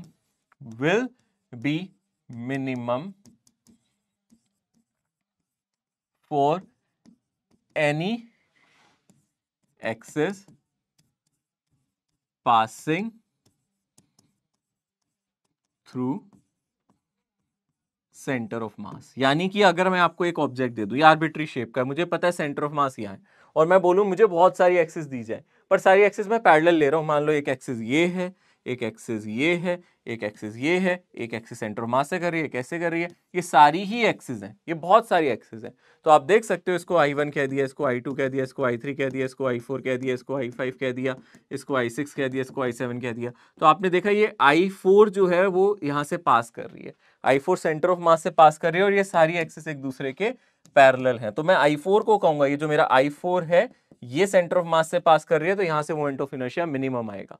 इसके बाद जितना दूर जाऊंगा मोमेंट ऑफ इनर्शिया बढ़ता जाएगा, ठीक है ना। उसके बाद इससे जितना दूर जाता जाऊंगा मोमेंट ऑफ इनर्शिया बढ़ता जाएगा। मोमेंट ऑफ इनर्शिया मिनिमम होता है सेंटर ऑफ मास वाली एक्सिस से, moment of inertia centre of मास वाली एक्सिस से मिनिमम होता है, यानी कि मैं यहां लिख सकता हूं शॉर्ट में MOI मिनिमम सेंटर ऑफ मास वाली एक्सिस से होगा, सेंटर ऑफ मास वाली एक्सिस से होगा अगर हम सब एक्सिस को कंपेयर करें। ओके, क्लियर है? आई थिंक ये बात समझ में आ गई होगी। ठीक है, सो पैरेलल एक्सिस थ्योरम की यहाँ स्टेटमेंट मैंने आप लोगों के लिए लिख दी है, तो आपके पास यहाँ स्टेटमेंट आ गई है। कई बच्चे अगर इसको डेफिनेशन की फॉर्म में लिखना चाहते हैं, वो चाहते हैं कि सर हमें कंप्लीट स्टेटमेंट चाहिए पैरेलल एक्सिस थ्योरम की, तो यहाँ पे ये कंप्लीट स्टेटमेंट है। You can read this statement, आप इसको आराम से रीड कर सकते हो। इसमें वही लिखा है जो मैंने आपको सिखाया है, सब कुछ वही लिखा है भाई, ठीक है ना, वही सब कुछ लिखा है। Moment of inertia of a body about any axis is equal to the sum of the moment of inertia of the body about the parallel axis passing through its mass, center of mass, and product of its mass and square of distance between the two parallel axes. यही मैंने भी लिखवाया है, यही formula है, आप इसको याद कर सकते हो, ठीक है ना, इसको आप यहां से देख सकते हो। इसकी हेल्प से आपको मैं दिखाता हूं कि एक रॉड पे आप इसको कैसे अप्लाई कर सकते हो। बहुत सिंपल है, आप लोगों को रॉड के लिए पता है, रॉड के लिए हमने दो एक्सिस पढ़ी थी। आप देख सकते हो यहाँ पे एक रॉड है जिसका मास m लिया गया है, जिसकी लेंथ मैं यहाँ पे ले सकता हूं L ली गई है, तो ये ICM है। क्या हमें ICM ऑलरेडी पता है? आप याद करो, ICM पता है ना, जो सेंटर ऑफ मास से पास करती है, यहाँ से कितना होता है ml²/3, यही होता है, सॉरी ml²/12 कितना होता है यहाँ से, अगर हम ध्यान से देखेंगे ml²/12। तो अगर मैं इस एक्सिस से निकालना चाहता हूं जो H पॉइंट से पास कर रही है, चाहे यहां देख लूं या फिर यहां देख लूं, मैं इधर या इधर निकालना चाहता हूं, तो आप जानते हो यहां पे ये जो परपेंडिकुलर डिस्टेंस है ये कितना बन जाएगा L/2, कितना बन जाएगा L/2। तो अगर ये ICM है तो मैं इसको I1 कह सकता हूं, इसको ICM कहना पड़ेगा, ये सेंटर ऑफ मास से पास कर रही है। ऑल्दो आप जानते हो I1 की वैल्यू भी ml²/3 होती है, पर आप इस थ्योरम से भी देख सकते हो, आप देख सकते हो I1 कितना हो जाएगा, ICM plus mass of road और डिस्टेंस है L/2 और इसका स्क्वायर, और ICM हमारे पास ml²/12 है और ये हो जाएगा ml²/2 का स्क्वायर, नीचे हो जाएगा 4, LCM आएगा 12, यहाँ से आ जाएगा ml² प्लस 3ml², यानी कि यहाँ से आ जाएगा 4ml²/12, जिसको आप ml²/3 भी लिख सकते हो। यानी कि आप इस थ्योरम से भी ये डिराइव कर सकते हो। अगर आपको सेंटर ऑफ मास से पता था ml²/12 है, तो आप एज वाली एक्सिस से निकाल सकते थे भाई, है ना। हमें पता था कि सर इस एक्सिस से हमारा ml²/12 आता है, तो आप इस एक्सिस से निकाल सकते हो, ठीक है ना, आप इस एक्सिस से भी निकाल सकते हो। हमें पता है ये दोनों एक्सिस आपस में पैरेलल हैं और इनके बीच की जो दूरी है वो L/2 है। हम इस एक्सिस से भी एक्सिस थ्योरम से भी निकाल सकते हैं, ठीक है ना। और ऑब्जेक्ट्स की अगर हम बात करें, तो पहले मैं आपको कुछ ऑब्जेक्ट्स का मोमेंट ऑफ इनर्शिया लिखवा देता हूं। कुछ ऑब्जेक्ट्स का मोमेंट ऑफ इनर्शिया हमें डायरेक्टली याद रखना है, मोमेंट ऑफ इनर्शिया, ठीक है ना। मैं भी इसका एक चार्ट भी बनवा दूंगा। तो कुछ ऑब्जेक्ट्स का मोमेंट ऑफ इनर्शिया हमें याद रखना है, जैसे कि हम स्फीयर का याद रख सकते हैं, सॉलिड स्फीयर। सबसे पहले मैं किसकी बात कर रहा हूं, सॉलिड स्फीयर। तो सॉलिड स्फीयर का हम लोग याद रख सकते हैं, यहां पे मैं आपको एक सॉलिड स्फीयर दिखा देता हूं। इसका सेंटर ऑफ मास से कोई भी एक्सिस जो सेंटर ऑफ मास से पास कर रही है, क्योंकि ये हर तरफ से राउंड है, तो मैं कोई भी एक्सिस ले सकता हूं, any axis that passes through it centre of मास। यहां से इसका जो मोमेंट ऑफ इनर्शिया होता है, ये होता है 2/5 mr², 2/5 mr², आर इसका रेडियस ले लिया। तो ये सॉलिड स्फीयर है, अंदर से भरा हुआ है, ये सॉलिड स्फीयर है। अब आप कहोगे होलो स्फीयर होता तो क्या होता, जैसे ये सॉलिड स्फीयर है वैसे ही हम कंसीडर कर सकते हैं होलो स्फीयर। अगर ये होलो स्फीयर होता तो क्या होता, अंदर से खोखला होता है, जैसे कि फुटबॉल होती है, खोखला होता, तो भी एक्सिस कहां से पास कर रही है, सेंटर ऑफ मास से, तो भी हम देख सकते हैं इसका आंसर कितना होता है, इसका मोमेंट ऑफ इनर्शिया आता है 2/3 mr²। सॉलिड स्फीयर का मोमेंट ऑफ इनर्शिया कम है, होलो का ज्यादा है। क्यों? होलो में मास दूर है, सॉलिड में मास ऑब्जेक्ट के पास भी है। यहाँ सॉलिड स्फीयर है, मास यहाँ तक सिचुएटेड है, यहाँ सारा मास इसकी बाउंड्रीज पे है, यहाँ पे है सारा मास इसकी सरफेस पे है। ये होलो स्फीयर था, अंदर मास नहीं है, मास बाहर है, और यहाँ पे अंदर भी मास है। तो यहाँ मास एक्सिस के पास है या मास एक्सिस से दूर है, आप देख सकते हो। अगर दोनों का मास सेम है, दोनों का रेडियस सेम है, तो आप देख सकते हो सॉलिड का जो आंसर आया है वो क्या है, कम है as compare to hollow. Hollow sphere का मोमेंट ऑफ इनर्शिया ज्यादा है, जैसा कि आप रिंग और डिस्क में भी कंपेयर करते थे, रिंग का ज्यादा होता था, डिस्क का कम होता था। यहाँ भी सेम ही चीज है, सेम कहानी यहाँ पे भी आपको नजर आएगी, होलो का ज्यादा, इसका कम। इसके अलावा अगर आपसे बोले सॉलिड सिलेंडर, ठीक है ना, इंपॉर्टेंट है ये, आप लोगों के सिलेबस के लिए इंपॉर्टेंट है, सॉलिड सिलेंडर।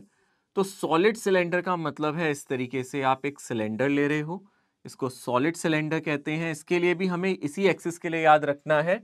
कौन सी एक्सिस के लिए याद रखना है इसमें? इसकी ज्योमेट्रिकल एक्सिस। याद है मैंने लास्ट टाइम भी बताया था, इसकी जो ज्योमेट्रिकल एक्सिस होती है, इसकी नेचुरल एक्सिस होती है, इसको इसकी नेचुरल एक्सिस कहते हैं। इसके अबाउट घूम रहा है ये, ठीक है ना, इसके सेंटर से पास कर रही है, इसकी ज्योमेट्रिकल एक्सिस है।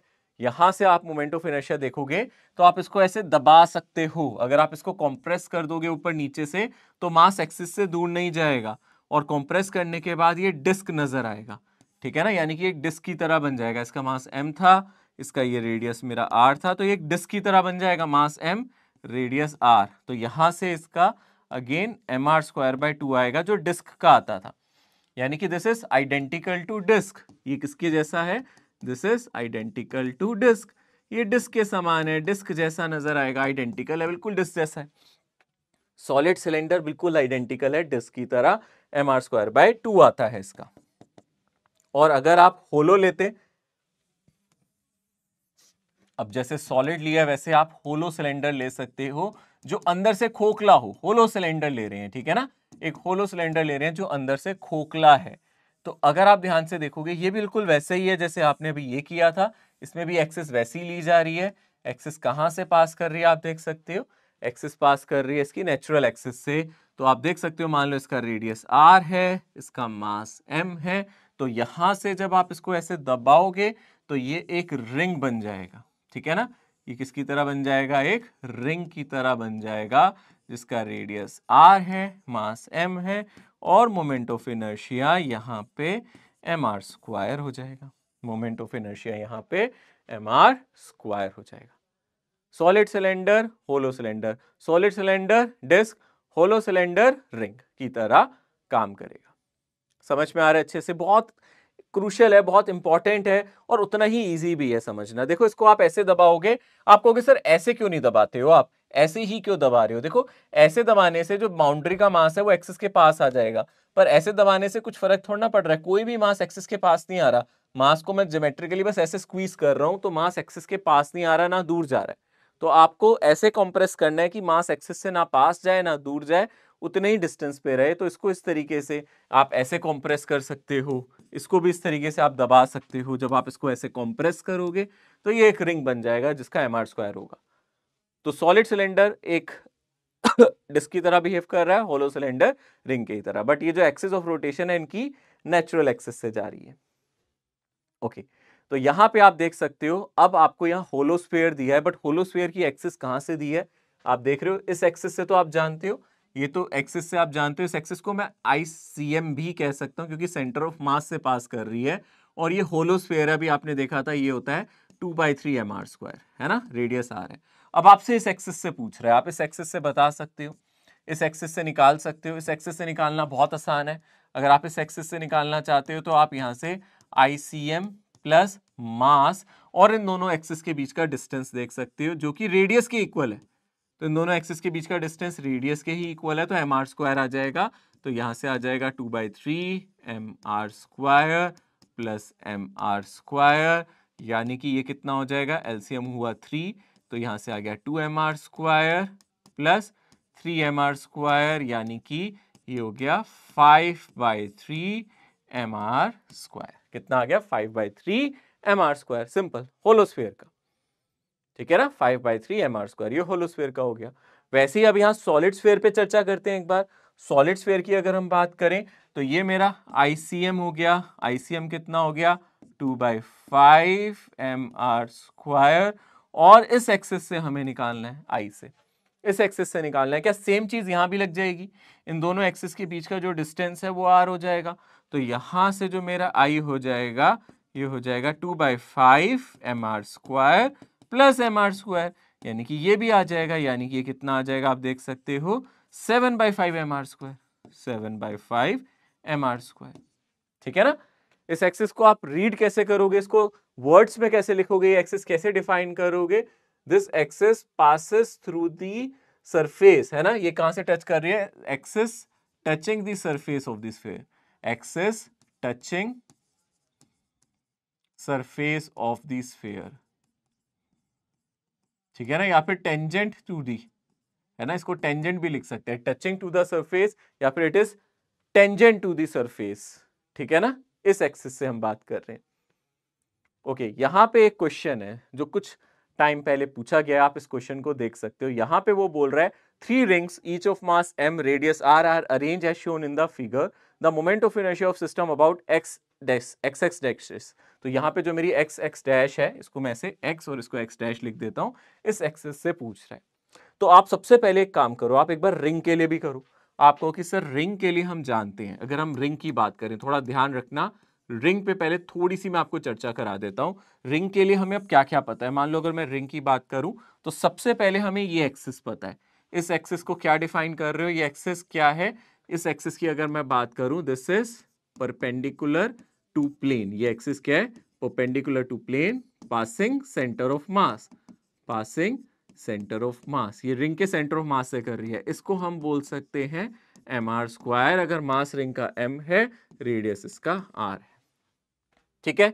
फिर हम लोग जानते हैं इसके डायमीटर से भी, अब हमें पता है इस रिंग के डायमीटर से, यानी कि ये, तो ये आप देख सकते हो, ये अभी हमने देखा था, ये mr²/2 होता है, ये हमने परपेंडिकुलर एक्सिस थ्योरम से देखा था, ठीक है ना। तो ये कहां से पास कर रही है, पासिंग डायमीटर, ठीक है ना, पासिंग डायमीटर, ये रिंग के प्लेन में ही है, डायमीटर ऑफ रिंग हम जानते हैं, है ना, ये रिंग के प्लेन में ही है, ये हम जानते हैं, ये mr²/2 होगा। ओके, अब आपसे क्या पूछ सकता है, आपसे इस एक्सिस के बारे में पूछ सकता है, लेट अस से ये एक्सिस। तो इस एक्सिस को कैसे डिफाइन करोगे, ये एक्सिस इसके पैरेलल है वाइट वाली के, यानी कि इस एक्सिस को हम क्या बोलेंगे, क्या कह सकते हैं, इस एक्सिस को हम बोल सकते हैं, दिस एक्सिस इज, ये क्या है, एक्सिस क्या है, परपेंडिकुलर टू प्लेन, ये प्लेन के क्या है, परपेंडिकुलर है, एंड टचेस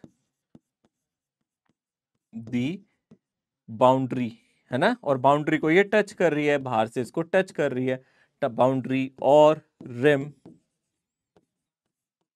ऑफ रिंग, ठीक है ना, रिंग को ये टच कर रही है, इसके रिम को बिल्कुल बाहर से टच कर रही है, बट इसके पैरेलल है, तो इन दोनों में पैरेलल एक्सिस थ्योरम लग सकती है। तो यहां से ये कितना आ जाएगा, अगर आप ध्यान से देखोगे, आप बोलोगे mr² प्लस डिस्क, इसका सॉरी रिंग का मास कितना है m, और ये डिस्टेंस कितना है आप देख सकते हो, दोनों के बीच का परपेंडिकुलर डिस्टेंस कितना है r, तो ये बन जाएगा 2mr², ये कितना बन जाएगा, 2mr² बन जाएगा।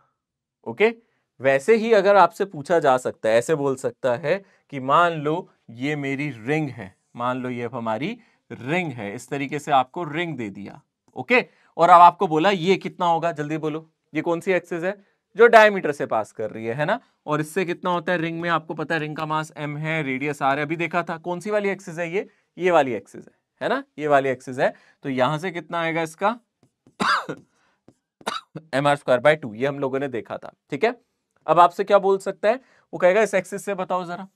अब आप इस एक्सिस से अगर निकालना चाहते हो, तो आप देख सकते हो ये दोनों पैरेलल हैं, और इनके बीच में डिस्टेंस कितना है, इन दोनों के बीच का जो डिस्टेंस है वो r है, इन दोनों के बीच का डिस्टेंस कितना है, r है, और इन दोनों के बीच में पैरेलल एक्सिस थ्योरम लग जाएगी, क्योंकि मैं इसको ICOM कह सकता हूँ, इस एक्सिस को ICM कह सकता हूँ ना, क्योंकि ये सेंटर ऑफ मास से पास कर रही है, तो इन दोनों में पैरेलल एक्सिस थ्योरम लग सकती है, यानी कि यहां से अगर मोमेंट ऑफ इनर्शिया चाहिए I डैश, तो मैं लिख सकता हूं mr²/2 plus mass of the ring into इनके बीच का जो डिस्टेंस है उसका स्क्वायर, तो 3/2 mr², 3/2 mr², ये मेरा I डैश आ जाएगा, 3/2 mr², ये मेरा I डैश आ जाएगा, ये रिंग के लिए हो गया। समझ में आ गया होगा, आई थिंक ये क्लियर है। ऐसे ही आप डिस्क में भी लगा सकते हो बेटा। तो आपको ये सारी एक्सिस के बारे में पता होना चाहिए। इस एक्सिस को नाम क्या दोगे, इस एक्सिस को रीड क्या करोगे, ये एक्सिस क्या है, इन प्लेन ऑफ अ रिंग, है ना, इन प्लेन ऑफ रिंग, एक बात तो ये, और क्या कह सकते हो, parallel to diameter of ring, parallel to diameter, ये एक्सिस कैसी है, रिंग के डायामीटर के पैरेलल है, parallel to diameter of ring and touches its boundary, या फिर ऐसे लिखा होगा एग्जाम में, या फिर लिखा होगा और टेंजेंट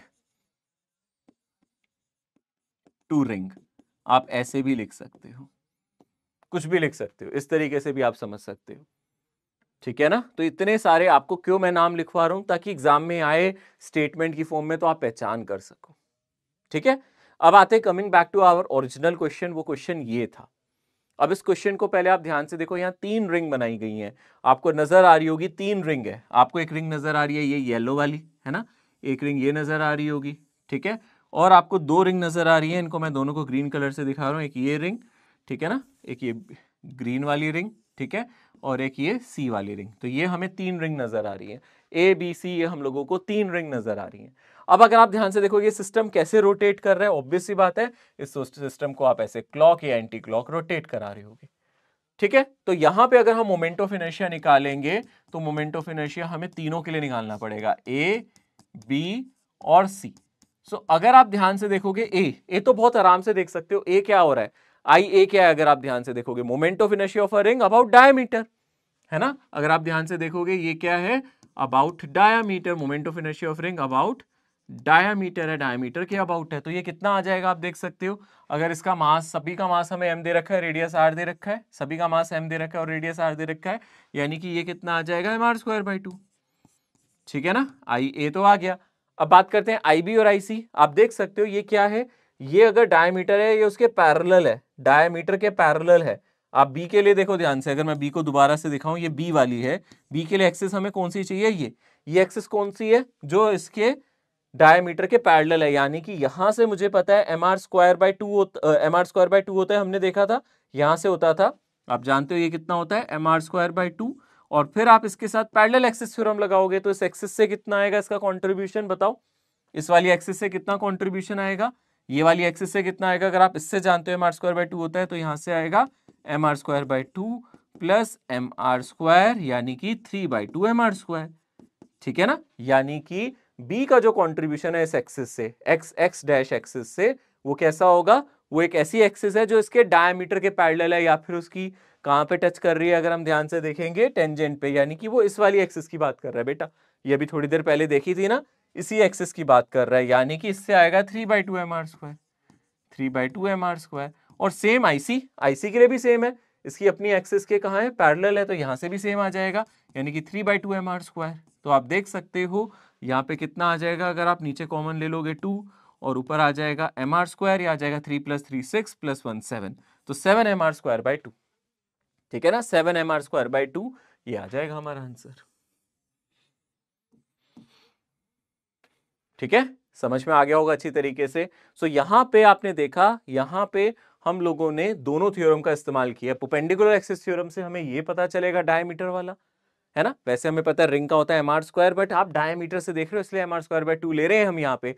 ध्यान रखना कौन सी एक्सिस है, ध्यान रखना कैसे रोटेट कर रही है, ध्यान रखना ये ऐसे रोटेट कर रही है, अगर आप इसको रिंग ले रहे हो तो ये इस तरीके से रोटेट कर रहा है, और ये कैसे निकाला जाएगा, ये mr²/2 होगा, क्योंकि हमें रिंग का ये तो पता है, ये वाली एक्सिस से mr² होता है, बट अब रोटेशन ऐसा है तो mr²/2 आएगा, ठीक है ना। और फिर इस एक्सिस से, क्योंकि ये टेंजेंट है, यहां से पैरेलल एक्सिस थ्योरम लगानी पड़ेगी आपको, mr²/2 प्लस mr², यानी 3mr²/2। सेम इसी तरीके का क्वेश्चन मैं आपको दिखाता हूं एक और, जो कि अब हमारा यहां पे स्फेरिकल शेल्स के लिए बोला गया है, 3 identical spherical shells. Spherical shells का मतलब होता है होलोस्फीयर, इसका मतलब होता है यहाँ पे होलोस्फीयर के लिए पूछा गया है सेम सवाल, ठीक है, पहले रिंग के लिए था, अब किसके लिए मैंने यहां डाल दिया है, होलोस्फीयर्स के लिए। तो क्या करें, सेम चीज यहां पे बेटा, ये होलोस्फीयर है, इसको नाम दे दो ए, इसको नाम दे दो बी, इसको नाम दे दो सी, जैसे पहले किया था। तो आप आराम से कहोगे सर ये तो बहुत आसान है, यहाँ पे हमें करना क्या है, आई ए प्लस आई बी प्लस आई सी, ये चाहिए, है ना, चाहिए ना, कोई प्रॉब्लम नहीं है। आई ए तो हमें समझ में आ रहा है, यहां से तो क्लियरली 2/3 mr² ही आएगा, इससे तो और कुछ आ नहीं सकता, 2/3 mr², है ना। इसका इस एक्सिस से 2/3 mr² होता है, इसका इस एक्सिस से, अगर आप देखोगे इसका इस एक्सिस से 2/3 mr² होगा, इसका इस एक्सिस से, बट हमें तो सारे आंसर इसी एक्सिस से निकालना है ना, एक्स डैश से। तो ए का तो 2/3 mr² ठीक है, बट बी और सी का तो इन एक्सिस से 2/3 था, तो इसमें पैरेलल एक्सिस थ्योरम लगेगी इस एक्सिस के अबाउट, और इसमें भी लगेगी, तो इसका कितना बन जाएगा 2/3 mr², और ये एक्सिस का डिस्टेंस कितना है यहाँ पे r, यानी कि अगर आप बी को ध्यान से देखोगे, बी को हमें ये नहीं बताना, हमें तो ये पता है ना 2/3 mr², बट हमें इस एक्सिस से थोड़ा बताना है, हमें तो एक्स एक्स डैश ये वाली एक्सिस से बताना है। तो ये डिस्टेंस अगर आपका r है तो ये बनेगा 2/3 mr² प्लस m इंटू इनके बीच का डिस्टेंस r², तो ये आ जाएगा 5/3 mr²। सेम कॉन्ट्रीब्यूशन सी से भी आएगा, यानी कि ए से जो कॉन्ट्रीब्यूशन आएगा वो आएगा 2/3 mr², बी से जो कॉन्ट्रीब्यूशन आएगा वो आएगा 5/3 mr², सी से कितना आएगा 5/3 mr²। तो एलसीएम कितना आ जाएगा यहां से 3, 5 + 5 10 और 2 12, तो 12 mr², और अगर आप इसको 3 से कैंसिल करोगे तो ये आ जाएगा 4 mr²। तो आंसर हमारा क्या आ जाएगा 4 mr², ये वाला। ओके, ये वाला ऑप्शन आ जाएगा 4 mr²। ठीक है, आई थिंक ये क्लियर है, ज्यादा मुश्किल नहीं है, जस्ट थोड़ा सा ध्यान रखना है आप लोगों को ये ऑब्जेक्ट कौन सा है। अगर ये ऑब्जेक्ट होलो स्फीयर की जगह सॉलिड स्फीयर होता तो बस इतना फर्क पड़ जाता, जहां 2/3 लिखा है वहां 2/5 आ जाता है ना, और फिर यहां से 7/5, यहां भी 7/5 आ जाता, फिर आप इसको सॉल्व कर लेते। तो थोड़ा ध्यान से बस केयरफुली करना है क्वेश्चन को, ये इजी हो जाते हैं question. Parallel axis theorem, perpendicular axis theorem बहुत इंपॉर्टेंट है भाई, अपने को मान के चलना है कि सर इसमें से सवाल फंसने के चांसेस पूरे पूरे हैं। Parallel axis theorem, perpendicular axis theorem, इसको जप लो भाई, इसको अच्छे से कर लो, जितने क्वेश्चन प्रैक्टिस कर लो उतने कम है, और मैं कराता जा रहा हूं आपको। और देखो नेक्स्ट कॉन्सेप्ट है रेडियस ऑफ गायरेशन, थोड़ा सा नीचे चला गया है वो हेडिंग इसका, मैं यहां लिख देता हूं रेडियस ऑफ गायरेशन। ठीक है ना, रेडियस ऑफ गायरेशन क्या बला है भाई।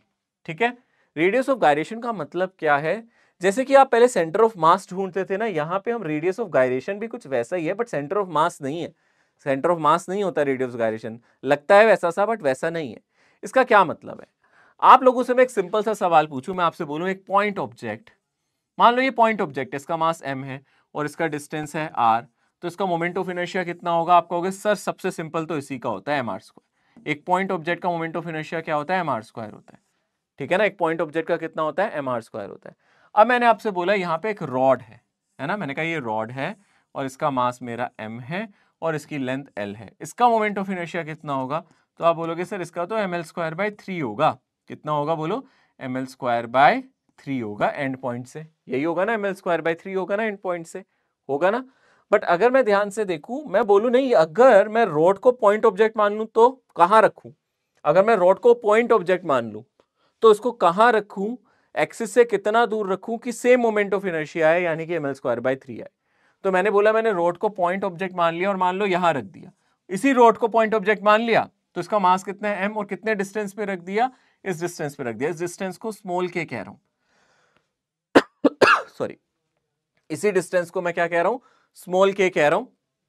तो समझना ध्यान से, मैं क्या चाहता हूं, इस रोड को क्या मानना चाहता हूं, पॉइंट मास, मैंने मान लिया रॉड की लेंथ l थी, क्या ये रॉड पॉइंट मास था नहीं, मान लो, पर किस कंडीशन में कि सेम मोमेंट ऑफ इनर्शिया आना चाहिए, क्या आना चाहिए, सेम मोमेंट ऑफ इनर्शिया, मैं आपसे ये पूछ रहा हूं। तो क्या करोगे, आप कहोगे अच्छा चलो ठीक है ना, रॉड को पॉइंट मास मान लो और के डिस्टेंस पे रख दो, और पॉइंट मास का फॉर्मूला क्या होता है mr², तो आप कहोगे सर ऊपर से मोमेंट ऑफ इनर्शिया कितना आएगा, यहां से आएगा mk², है ना, यानी कि अगर आप ऊपर वाले से देखोगे, अगर आप इसको पॉइंट ऑब्जेक्ट मान रहे हो तो कितना आएगा ऊपर से, आप बोलोगे mk², और वैसे रोड का होता कितना है आप जानते हो, ml²/3, तो आप यहां से k की वैल्यू निकाल लो तो हमें पता चल जाएगा k कितना लूं, तो k की वैल्यू कितनी आ जाएगी, यहां से सिंपली आ जाएगी l/√3।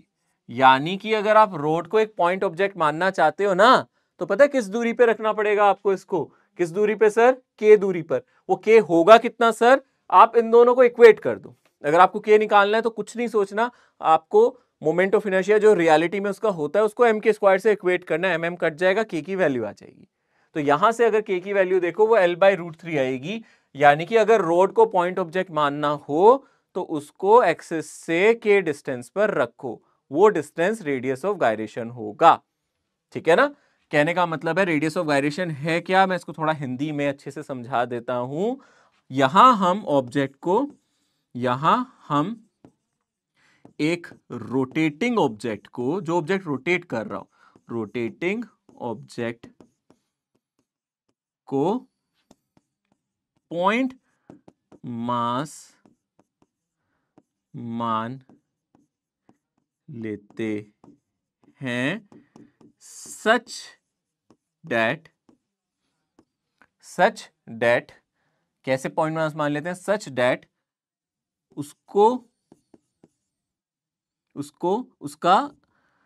उसका जो मोमेंट ऑफ इनर्शिया है वो चेंज ना हो, उसका मोमेंट ऑफ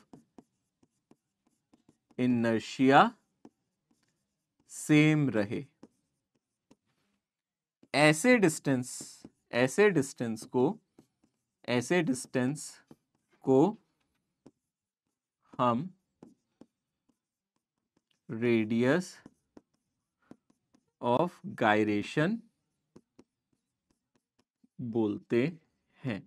यानी कि यहां पे क्या मतलब हुआ, हमें ऑब्जेक्ट को पॉइंट ऑब्जेक्ट मानना है और किसी डिस्टेंस पे रखना है एक्सिस से, पर वो distance he radius of gyration रहेगा, पर शर्त ये है मोमेंट ऑफ इनर्शिया नहीं बदलना चाहिए। अब आप रोड को m मास मान लो और k की जगह कितना डाल दो, l/√3 करके देखो। आप कहोगे सर ठीक है, हमने यहाँ रोड को एक पॉइंट मास मान लिया और ये डिस्टेंस कितना रख दिया, बोलो l/√3। अब बताओ मुझे इसका मोमेंट ऑफ इनर्शिया कितना आएगा। आप बोलोगे मास m है और l/√3 का स्क्वायर कर दो, तो वही आ गया ना जो आना चाहिए था, ml²/3 ही आ गया ना। यानी कि किसी का भी रेडियस ऑफ गायरेशन निकालना हो तो हम उसको m के स्क्वायर से कंपेयर कर दें, है ना। मेथड क्या है, अगर आपको कैलकुलेट करना है किसी क्वेश्चन में रेडियस ऑफ गायरेशन निकालना है तो हमें क्या करना पड़ेगा। मेथड सिंपल है, एक तो हो गई डेफिनेशन, दूसरा है मेथड कि सर कैलकुलेट कैसे करेंगे। तो हम किसी का भी मोमेंट ऑफ इनर्शिया निकाल लें, ठीक है ना, किसी का भी मोमेंट ऑफ इनर्शिया निकाल लें और उसको किससे कंपेयर कर लें, compare moment of inertia with m के square. Compare moment of inertia, MOI का मतलब है मोमेंट ऑफ इनर्शिया विद किससे, m के स्क्वायर से, और यहां पे k ही मेरा रेडियस ऑफ गायरेशन आ जाएगा, रेडियस ऑफ गायरेशन आ जाएगा। डिफरेंट ऑब्जेक्ट्स का निकाल के देख लेते हैं, है ना। और इसकी डेफिनेशन अगर आपको एग्जैक्ट डेफिनेशन चाहिए तो वो ये है, आप देख सकते हो यहाँ एग्जैक्ट डेफिनेशन यही है। The distance from the axis of point mass whose mass is equal to the mass of the whole body and whose moment of inertia is equal to moment of inertia of a body about the axis। For example देखो यहाँ पे आपको क्या नजर आ रहा है, यहाँ पे मैंने एक डिस्क कंसीडर की है। डिस्क का मोमेंट ऑफ इनर्शिया जानते हो आप, डिस्क का मोमेंट ऑफ इनर्शिया क्या होता है, mr²/2 होता है ना। इस एक्सिस से ले रहे हैं, इस वाली एक्सिस से, जो एक्सिस इसके प्लेन के परपेंडिकुलर है और सेंटर ऑफ मास से पास कर रही है, इस एक्सिस से, mr²/2 होता है ना। आप कहते हो नहीं सर मुझे तो इसको पॉइंट ऑब्जेक्ट मानना है, आप कह रहे हो नहीं मुझे इस डिस्क को पॉइंट ऑब्जेक्ट मानना है, तो कितनी दूरी पे रखूं। मैंने कहा इतनी दूरी पे रखना कि मोमेंट ऑफ इनर्शिया ना बदले। तो सर तरीका क्या है, मेथड क्या है। मैंने कहा अरे डरो मत, कुछ नया नहीं है, वही मोमेंट ऑफ इनर्शिया आप जानते हो इसका। आपने कहा हाँ सर ये तो जानते हैं, mr²/2 है। इसको किससे इक्वेट कर दो, m के स्क्वायर से, यानी कि आप इसको किससे इक्वेट कर दो, m के स्क्वायर से, यही तो बोला था मैंने।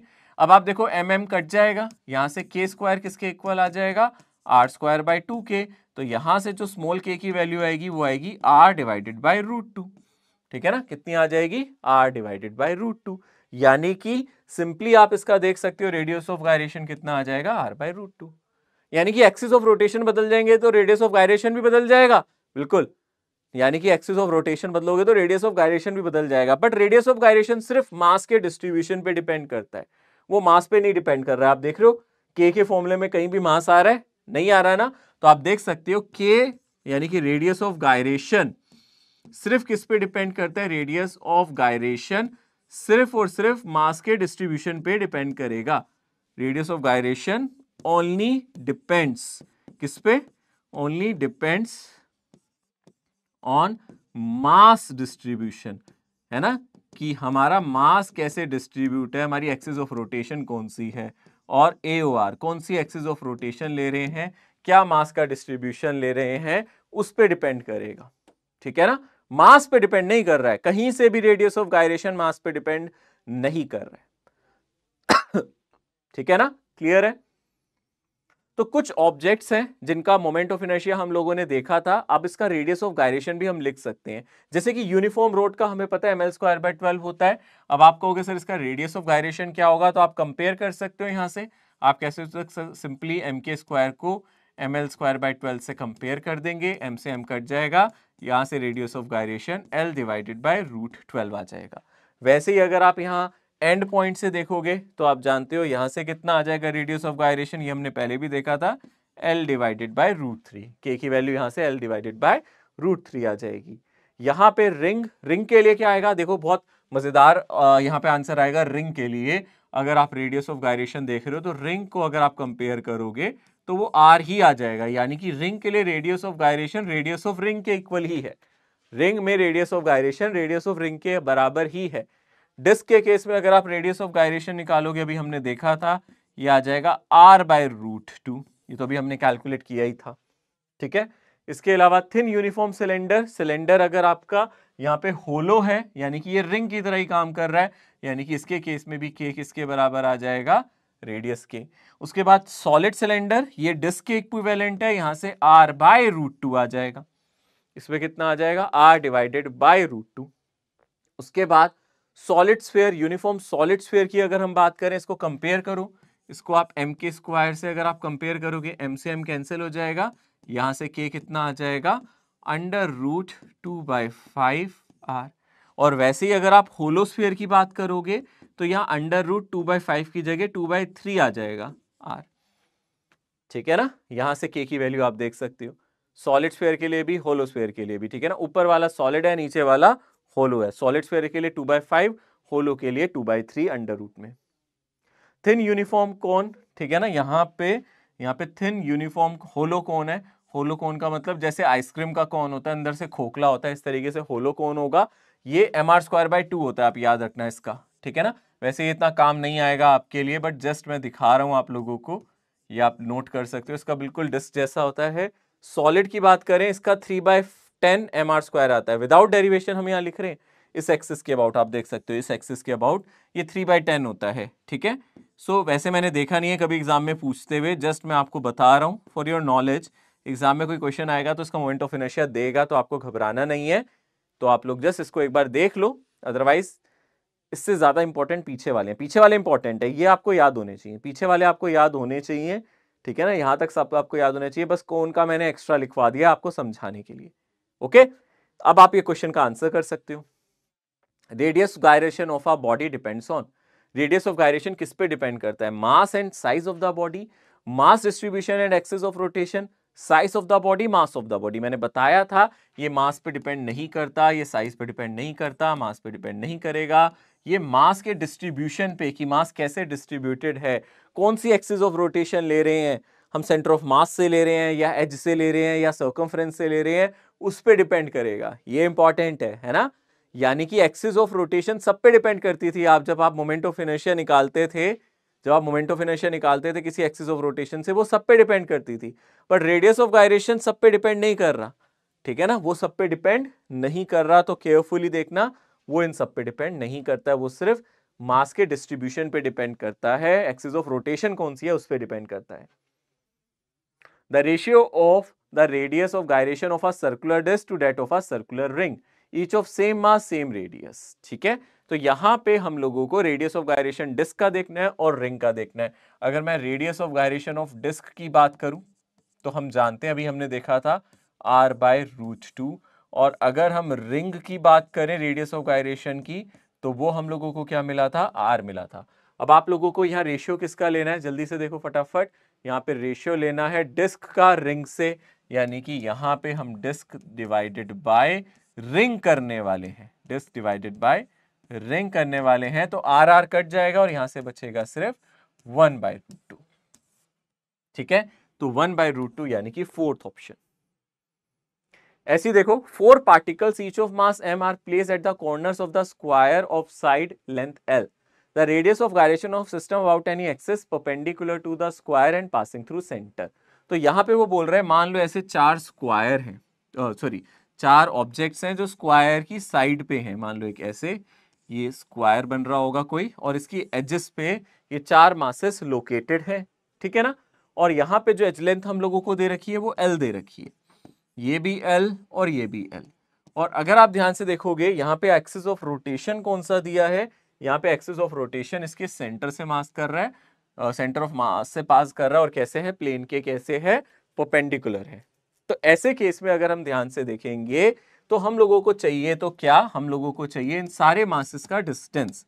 आप देख सकते हो बाय सिमेट्री सब एक जितने डिस्टेंस पे हैं, जो भी इसका डायगोनल है उसके हाफ। अगर आप डायगोनल की बात करते हो स्क्वायर का, तो L√2 होता है, तो अगर आप इस डिस्टेंस की बात करोगे, किसी भी मास के डिस्टेंस की बात करोगे तो कितना आएगा, सेंटर से इसका डिस्टेंस कितना आएगा, सोचो कितना होगा, मुश्किल है क्या, आसान है ना।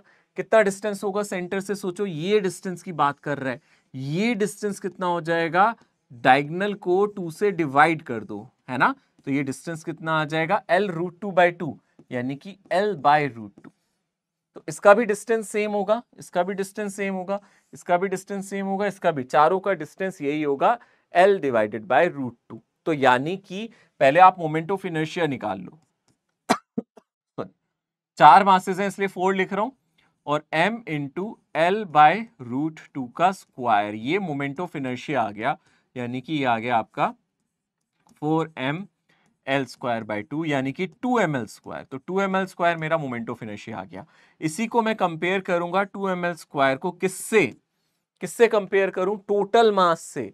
टोटल मास कितना है मेरा, 4m है, total mass into radius of gyration का स्क्वायर। याद रखना यहां पे जब आप कंपेयर कर रहे हो, रेडियस ऑफ गायरेशन कैलकुलेट कर रहे हो, तो आप मोमेंट ऑफ इनर्शिया को टोटल मास इंटू k² से कंपेयर करोगे। m से m कट गया, तो यहां से कितना आ गया, k² कितना आ गया, 2l² डिवाइडेड बाय 4, तो यहां से आ जाएगा L²/2। ठीक है, तो यहां से जो k की वैल्यू आ जाएगी वो आ जाएगी L/√2। k की वैल्यू कितनी आ गई, L/√2, यानी कि फर्स्ट ऑप्शन आ गया इसका, जो पहला वाला ऑप्शन है वो आ गया L/√2। सो क्वेश्चन बहुत क्लियर है, क्वेश्चन को बहुत ध्यान से अगर आप देखोगे, यहां पे सारे मासेस एक जितने ही डिस्टेंस पे हैं सेंटर से, और इस एक्सिस की बात कर रहा है, यहां से आई की बात कर रहा है, इसको हमें 4mk² से इक्वेट करना है, टोटल मास इंटू k² से। mk² से इक्वेट कर दोगे तो अलग आंसर आ जाएगा, प्लीज रिमेंबर यहां 4mk² से कंपेयर करना पड़ेगा, तो हमारा आंसर आएगा वो आएगा L/√2। ओके, नेक्स्ट कंसेप्ट है एनुलर डिस्क। एनुलर डिस्क का मतलब क्या है, एनुलर डिस्क का मतलब है, मान लो आपके पास एक ऐसी डिस्क थी, ये कंप्लीट डिस्क थी, और इसमें से आप कुछ कट कर देते हो, इसी के सेंटर से आप एक छोटी डिस्क यहां से ऐसे कट कर देते हो, इतने हिस्से को आप यहां से हटा देते हो, तो अंदर आपको होलो दिखेगा, जैसे डोनट नहीं होता, बिल्कुल वैसा ही, अंदर से खाली। तो सिर्फ आपको मास कहां नजर आने वाला है, यहां पे, तो आपको सारा मास कहां नजर आने वाला है, यहां पे आपको सिर्फ ये मास नजर आने वाला है, और बीच में से खोखला, है ना, अरे जैसे डोनट नहीं होते, खाते हो ना डोनट, ठीक है ना, वैसा ही है ये। ओके, अंदर से खोखला है ना, बट ये प्लेन है, अगर आप ध्यान से देखोगे इस तरीके से। डिस्क है, डिस्क के अंदर से एक डिस्क कट कर दे, डिस्क में से डिस्क निकाल दी, तो ऐसे में आप लोग डायरेक्टली याद रख सकते हो, मतलब ये एनुलर डिस्क है ना, एक ऐसा पोर्शन है और एक इतना पोर्शन है, सिर्फ इतना ही है, सारा मास यहीं पे है, अंदर कोई मास नहीं है, और ये रोटेट कर रहा है, एक्सिस ऑफ रोटेशन ये मान लो इसका सेंटर है, आप ये ले सकते हो, और ये ऐसे क्लॉक या एंटी क्लॉक रोटेट कर रहा है। तो ऐसे केस में अगर आप ध्यान से देखोगे, अगर इंटरनल अंदर वाला रेडियस मेरा r1 है, बाहर वाला रेडियस मेरा r2 है, और इसका मास मेरा m है, तो मेरा मोमेंट ऑफ इनर्शिया क्या होता है, m/2 r1² plus r2², m/2 r1² plus r2², simple. ठीक है ना, इसको आप याद रख सकते हो डायरेक्टली फॉर्मूले को, ठीक है ना। जो भी टोटल मास, मास किसका है, ये टोटल डिस्क का मास नहीं है, ये जो पोर्शन है, जो बचा हुआ पोर्शन है इसका, एनुलर पार्ट का, इसको एनुलर डिस्क कहते हैं। अंदर से खोखली होती है, सिर्फ साइड में मास होता है, यानी कि इंटरनल रेडियस, अंदर वाला रेडियस मेरा r1 और बाहर वाला रेडियस मैंने यहाँ पे r2 कंसीडर किया। समझ में आ रहा है, अंदर वाला रेडियस r1 और बाहर वाला रेडियस मैंने, आप मेन डायग्राम में भी लग सकते हो, ये वाला r1 ये r2, सारा मास कहाँ है, यहाँ पे। इसका टोटल मास कितना है, ये जो पोर्शन मैं शेड कर रहा हूं, शेडेड रीजन का जो मास है वही m लिखा जा रहा है यहाँ पे, ठीक है। देखो यहाँ पे एक क्वेश्चन है, इस क्वेश्चन को देखो हम इसी कंसेप्ट से कर सकते हैं। या क्वेश्चन में कह रहा है, from a circular disc of radius r and mass 9m, a small disc of mass m and radius r/3 is removed concentrically.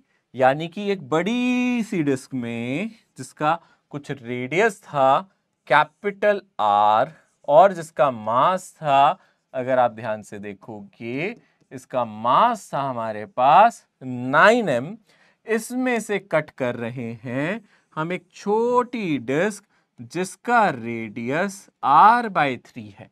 जिसका रेडियस कितना है, अगर आप ध्यान से देखोगे r/3 है और इसका मास ms को हटा दिया, तो बचा कितना मास, सबसे पहले वो निकालना है। पहले बचा हुआ मास निकाल लो बेटा, यानी कि ये मास बचा, शेडेड रीजन वाला मास बचा, ये कितना हो गया, अगर आप ध्यान से देखोगे ये मास कितना हो गया, ये हो गया सर 9m माइनस m यानी कि 8m, है ना। क्या यही मास हो गया, 9m माइनस m कितना हो गया, 8m।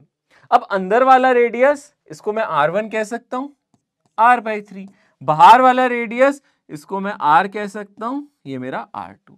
ओहो, फॉर्मूला क्या था जरा ध्यान से देखो, मोमेंट ऑफ इनर्शिया का फॉर्मूला क्या था, जल्दी से बोलो। जो भी मास होता था यानी कि 8m डिवाइडेड बाय 2 और फॉर्मूला था r1 square plus r2 square. अरे इसको डाल दो, यानी कि 4m और r1 की जगह यहां पे आ जाएगा r/3 का स्क्वायर प्लस r स्क्वायर, यानी कि 4m यहां से आ गया r square by 9 plus r square, यानी कि यहां से आ गया 4m into 10r square divided by 9, तो यहां से आ गया 40mr square divided by 9, 40mr square divided by 9, simple है ना, 40mr स्क्वायर बाय 9, ये हमारा आंसर आ गया, 40mr square by 9। Simple question है ना। सो हम लोगों को जरा ध्यान से देखना होता है, ये क्वेश्चन इजीली सॉल्व हो जाते हैं, जस्ट थोड़ा सा ध्यान देना है बस। इसमें गलती क्या होगी, इसमें ज्यादा से ज्यादा गलती ये कर सकते हो आप, यहाँ खाली m लिख सकते हो या 9m लिख सकते हो, बट यहाँ पे ना तो m आएगा ना 9m आएगा, mass of the remaining disc आता है। तो बड़ी वाली डिस्क, पूरी डिस्क का मास 9m था, जो हिस्सा आपने काट दिया उसका मास m था, तो रिमेनिंग हिस्से का मास चाहिए, ठीक है। तो यहाँ रिमेनिंग मास चाहिए, रिमेनिंग डिस्क का मास ये होता है मेरा 8m/2 r1 square plus r2 square. इसी फॉर्मूले का जो भी मैंने पढ़ाया था, इसी फॉर्मूले को इस्तेमाल किया। ओके, यहां पे एक क्वेश्चन है, ये भी अच्छा सवाल है। क्वेश्चन में क्या कहता है, the moment of inertia of a rectangular plate ABCD where AB is equal to twice BD is minimum along the axis. तो आप देखो ध्यान से, ये एक रेक्टेंगुलर प्लेट है ना, और रेक्टेंगुलर प्लेट में कौन कौन सी एक्सिस की बात कर रहे हैं, देखो बहुत सारे ऑप्शंस दिए आपको, 5 ऑप्शंस दिए, उनमें से एक चूज करना है।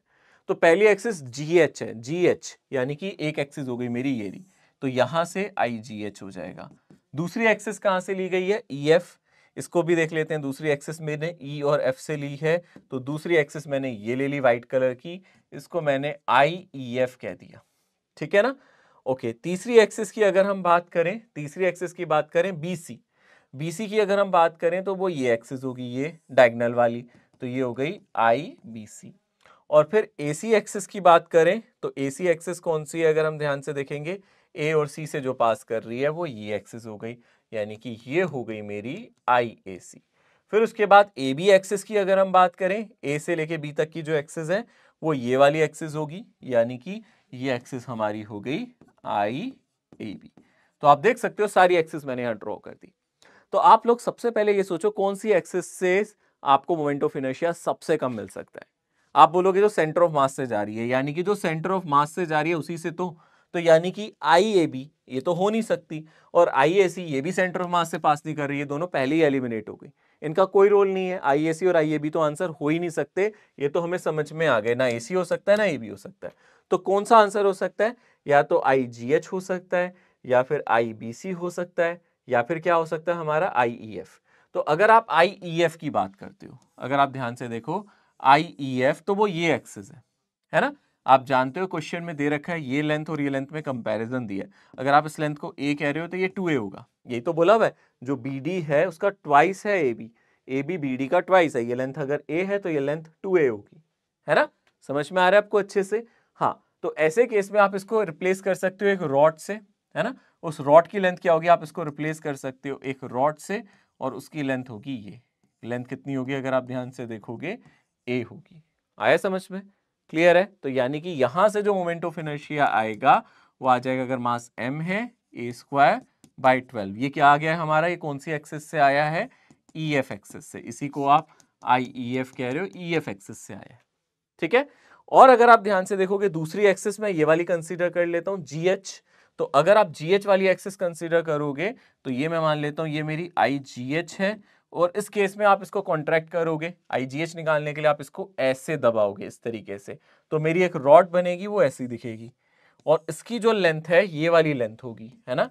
ये लेंथ कितनी है, 2a है, यानी कि ये 2a लेंथ है। तो यहां से तो मोमेंट ऑफ इनर्शिया ज्यादा आ जाएगा, यानी कि IGH जो आ जाएगा वो m/12 आएगा और यहां से 2a² आएगा। तो ऑब्वियसली IGH तो ज्यादा है IEF से, तो यानी कि IEF कम है। और तीसरा उसके बीच का डायगोनल, तो डायगोनल का आंसर मुझे पता है इसके और इसके बीच में आता है, हमने देखा था ना। डायगोनल का जो मोमेंट ऑफ इनर्शिया आएगा वो डेफिनेटली IEF से ज्यादा आएगा और IGH से कम आएगा, यानी कि उसके बीच में आएगा। तो मिनिमम मोमेंट ऑफ इनर्शिया यहां से आपको IEF से मिलेगा। तो EF is the correct answer, ठीक है ना। IEF सबसे वो वाली साइड है ना, ये छोटी वाली साइड के अलोंग, क्योंकि यहाँ जब आप इसको ऐसे करोगे कॉम्प्रेस तो आपको पता है यहाँ छोटी रोड बनेगी A लेंथ की। तो यहाँ से जो डायगोनल वाला है वो तो कभी भी मिनिमम नहीं होता, उसका आंसर हमेशा दोनों साइड्स के बीच का कुछ आता है। तो हम कह सकते हैं IEF का जो आंसर है वो इन बिटवीन कहीं लाई करेगा, बट वो ऑब्वियसली IBC जो होगा वो IEF से ज्यादा होगा, IGH से कम होगा, बट हमें मिनिमम चाहिए तो IEF होगा, ठीक है। सिर्फ ये तीनों एक्सिस है जो सेंटर ऑफ मास से पास कर रही है, इसलिए सिर्फ इन तीनों को देखा गया है। आप कह सकते हो इन दोनों को क्यों हटाया, क्योंकि ये दोनों सेंटर ऑफ मास से पास नहीं कर रही थी और minimum moment of inertia centre of mass axis से ही आता है। अब तीन एक्सिस सेंटर ऑफ मास से पास कर रही हैं तो उनको कंपेयर करके मैंने देख लिया। ओके, सो स्टूडेंट इस क्वेश्चन में क्या कह रहा है, वो बोल रहा है a thin wire of length L, uniform mass density, linear mass density, यहां रो दे रखा है, it is bent into the form of a square, its moment of inertia about any axis along of its edge, किसी एक as के along axis से हमें बताना है। यानी कि बेटे क्वेश्चन में कह रहा है कि मान लो आपके पास एक वायर है, ठीक है ना, एक वायर है, यूनिफॉर्म वायर है, जिसकी लेंथ आप लोगों को दे रखी है L और इसकी जो डेंसिटी है, मास डेंसिटी रो दी है। तो आप इसका मास बता सकते हो मुझे। ऑब्वियसली जब इसका मास निकालोगे तो वो आ जाएगा रो इंटू एल, ये इसका मास आ जाएगा, ठीक है। इससे वो बोल रहा है एक स्क्वायर बनाया गया, यानी कि इसी वायर से एक स्क्वायर बना दिया आपने, इस तरीके से एक स्क्वायर फ्रेम टाइप बना दिया लेटस से, और इसकी जो एज लेंथ होगी वो आप अभी के लिए ले लो ए, और डेफिनेटली जो इसकी एज लेंथ होगी वो L/4 होगी। कैसे पता मुझे, क्योंकि इससे आप चार साइड्स बना रहे हो, है ना, तो 4a is equals to L, obviously यहां से पता है जो चार साइड है 4a वो L के बराबर होंगी, तो a L/4 हो जाएगा। ये तो बहुत ऑब्वियस सी बात है, ठीक है। तो ये सारी साइड्स इसकी a ले लेते हैं और उसके बाद हम लोग a को डाल देंगे L/4 बाद में, ओके। और मास की अगर मैं बात करूं तो आप कह सकते हो यहां पे इसका मास भी m/4 m/4 m/4 और m/4 होगा। अभी के लिए मैं इसका मास कुछ डाल देता हूं m', इसका मास भी m', इसका भी m', इसका भी m'। तो डेफिनेटली आप जानते हो ऐसे ही 4m' किसके बराबर हो जाएगा, m के, तो m' भी मेरा क्या हो जाएगा, m/4 के बराबर हो जाएगा, जिसको बाद में डाल सकते हैं, ओके। अब जो मोमेंट ऑफ इनर्शिया निकालना है वो कहां से निकालना है हम लोगों को, इस एक्सिस से। किस एक्सिस से, इस एक्सिस से। तो अब मुझे बताओ, आप इस रॉड को ध्यान से देखो, ब्लू वाली को, और इस रॉड को देखो, ये तो बिल्कुल एज लेंथ से रोटेट कर रही है ना, बिल्कुल एज से रोटेट कर रही है ना। आप देख सकते हैं दोनों रॉड अपनी एजेस से रोटेट कर रही हैं, यानी कि अगर मैं टोटल मोमेंट ऑफ इनर्शिया निकाल रहा हूं तो मुझे क्या देखना पड़ेगा, इस रॉड को 1 कह सकता हूं, इसको 2 और इसको 3, यानी कि पहली रॉड का प्लस दूसरी रॉड का प्लस तीसरी रॉड का। इन दोनों रॉड से तो सेम आंसर आएगा, यानी कि मैं 2 टाइम्स कर सकता हूं इसका, और इसका कितना हो जाएगा, जो भी इनका मास है m', जो भी इनकी लेंथ है यानी कि a² डिवाइडेड बाय 3, तो 2m'(a² divided by 3 plus I3, यानी कि इसका अगर आप ध्यान से देख रहे हो इस वाले का, तो ये पूरा एक ऑब्जेक्ट है जिसका डिस्टेंस एक्सिस से कितना है, यहाँ हर एक पॉइंट का जो डिस्टेंस है एक्सिस से कितना है, यहाँ पे a है, यानी कि इस पूरा का डिस्टेंस एक्सिस से a है। तो आप इसको एक पॉइंट ऑब्जेक्ट ऐसे स्क्वीज कर सकते हो, एक पॉइंट ऑब्जेक्ट मान सकते हो, और इसका आ जाएगा m'(a²), यानी कि यहां से कितना आ जाएगा, आप इसको ऐड करो तो ये आ जाएगा 5/3 m'(a²). अब आप यहां से वैल्यू डाल दो, m' की जगह कितना डाल सकते हो, m/4 डाल सकते हो, a' की जगह कितना डाल सकते हो, आप देखो L/4 का स्क्वायर डाल सकते हो। तो यहां से कितना आ जाएगा 5/3 और ऊपर आ जाएगा m, नीचे क्या आ जाएगा, देखो यहाँ 4 का स्क्वायर है, यहाँ 4 का क्यूब बन जाएगा, नीचे तो ये 4 का क्यूब बन जाएगा, और ऊपर कितना है अगर आप ध्यान से देखोगे, ऊपर कितना है यहाँ पे, यहाँ नीचे मैं इसको 1 सेकेंड, ठीक है ना, एक बार दोबारा इसको लिख देता हूँ, ये 5/3 है, नीचे तो ये क्या बन गया अगर आप ध्यान से देखोगे 4 का क्यूब, और ऊपर क्या बन गया है ml²। बट आप m को भी क्या लिख सकते हो, रो l, इसको ये भी डाल दो तो यहां से क्या आ जाएगा 5/3 और ये आ जाएगा रो इंटू l, तो यहाँ l का क्यूब हो जाएगा और डिवाइडेड बाय 4 का क्यूब, है ना। तो आप देख सकते हो 5/3 रो l क्यूब बाय 4, यानी कि ये वाला आंसर आ रहा है, ठीक है ना। 5 रो बाय 3 l बाय 4 का होल क्यूब भी लिख सकते हो आप इसको, तो ये मेरा करेक्ट आंसर आ रहा है। सो ये अच्छा क्वेश्चन है, इसको बहुत ध्यान से आप ऑब्जर्व करना और आराम से सॉल्व करना, तो इसका ये आंसर आ जाएगा। नेक्स्ट क्वेश्चन क्या कहता है, ये कह रहा था curve for the moment of inertia of a sphere of a constant mass m versus the distance of axis from its centre.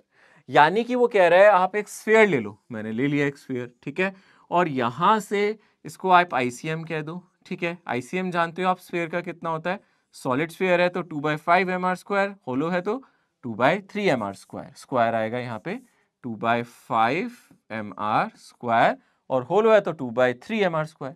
और उसके बाद वो हमें कह रहे हैं इसका ग्राफ बनाना है, किसका, इसका ग्राफ बनाना है, यानी कि ये i।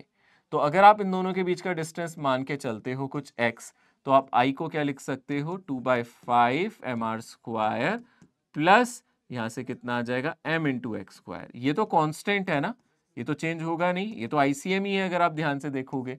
तो यानी कि i का जो फॉर्मूला है इन शॉर्ट वो बन रहा है mx² प्लस कांस्टेंट, है ना, ये तो कुछ कांस्टेंट है।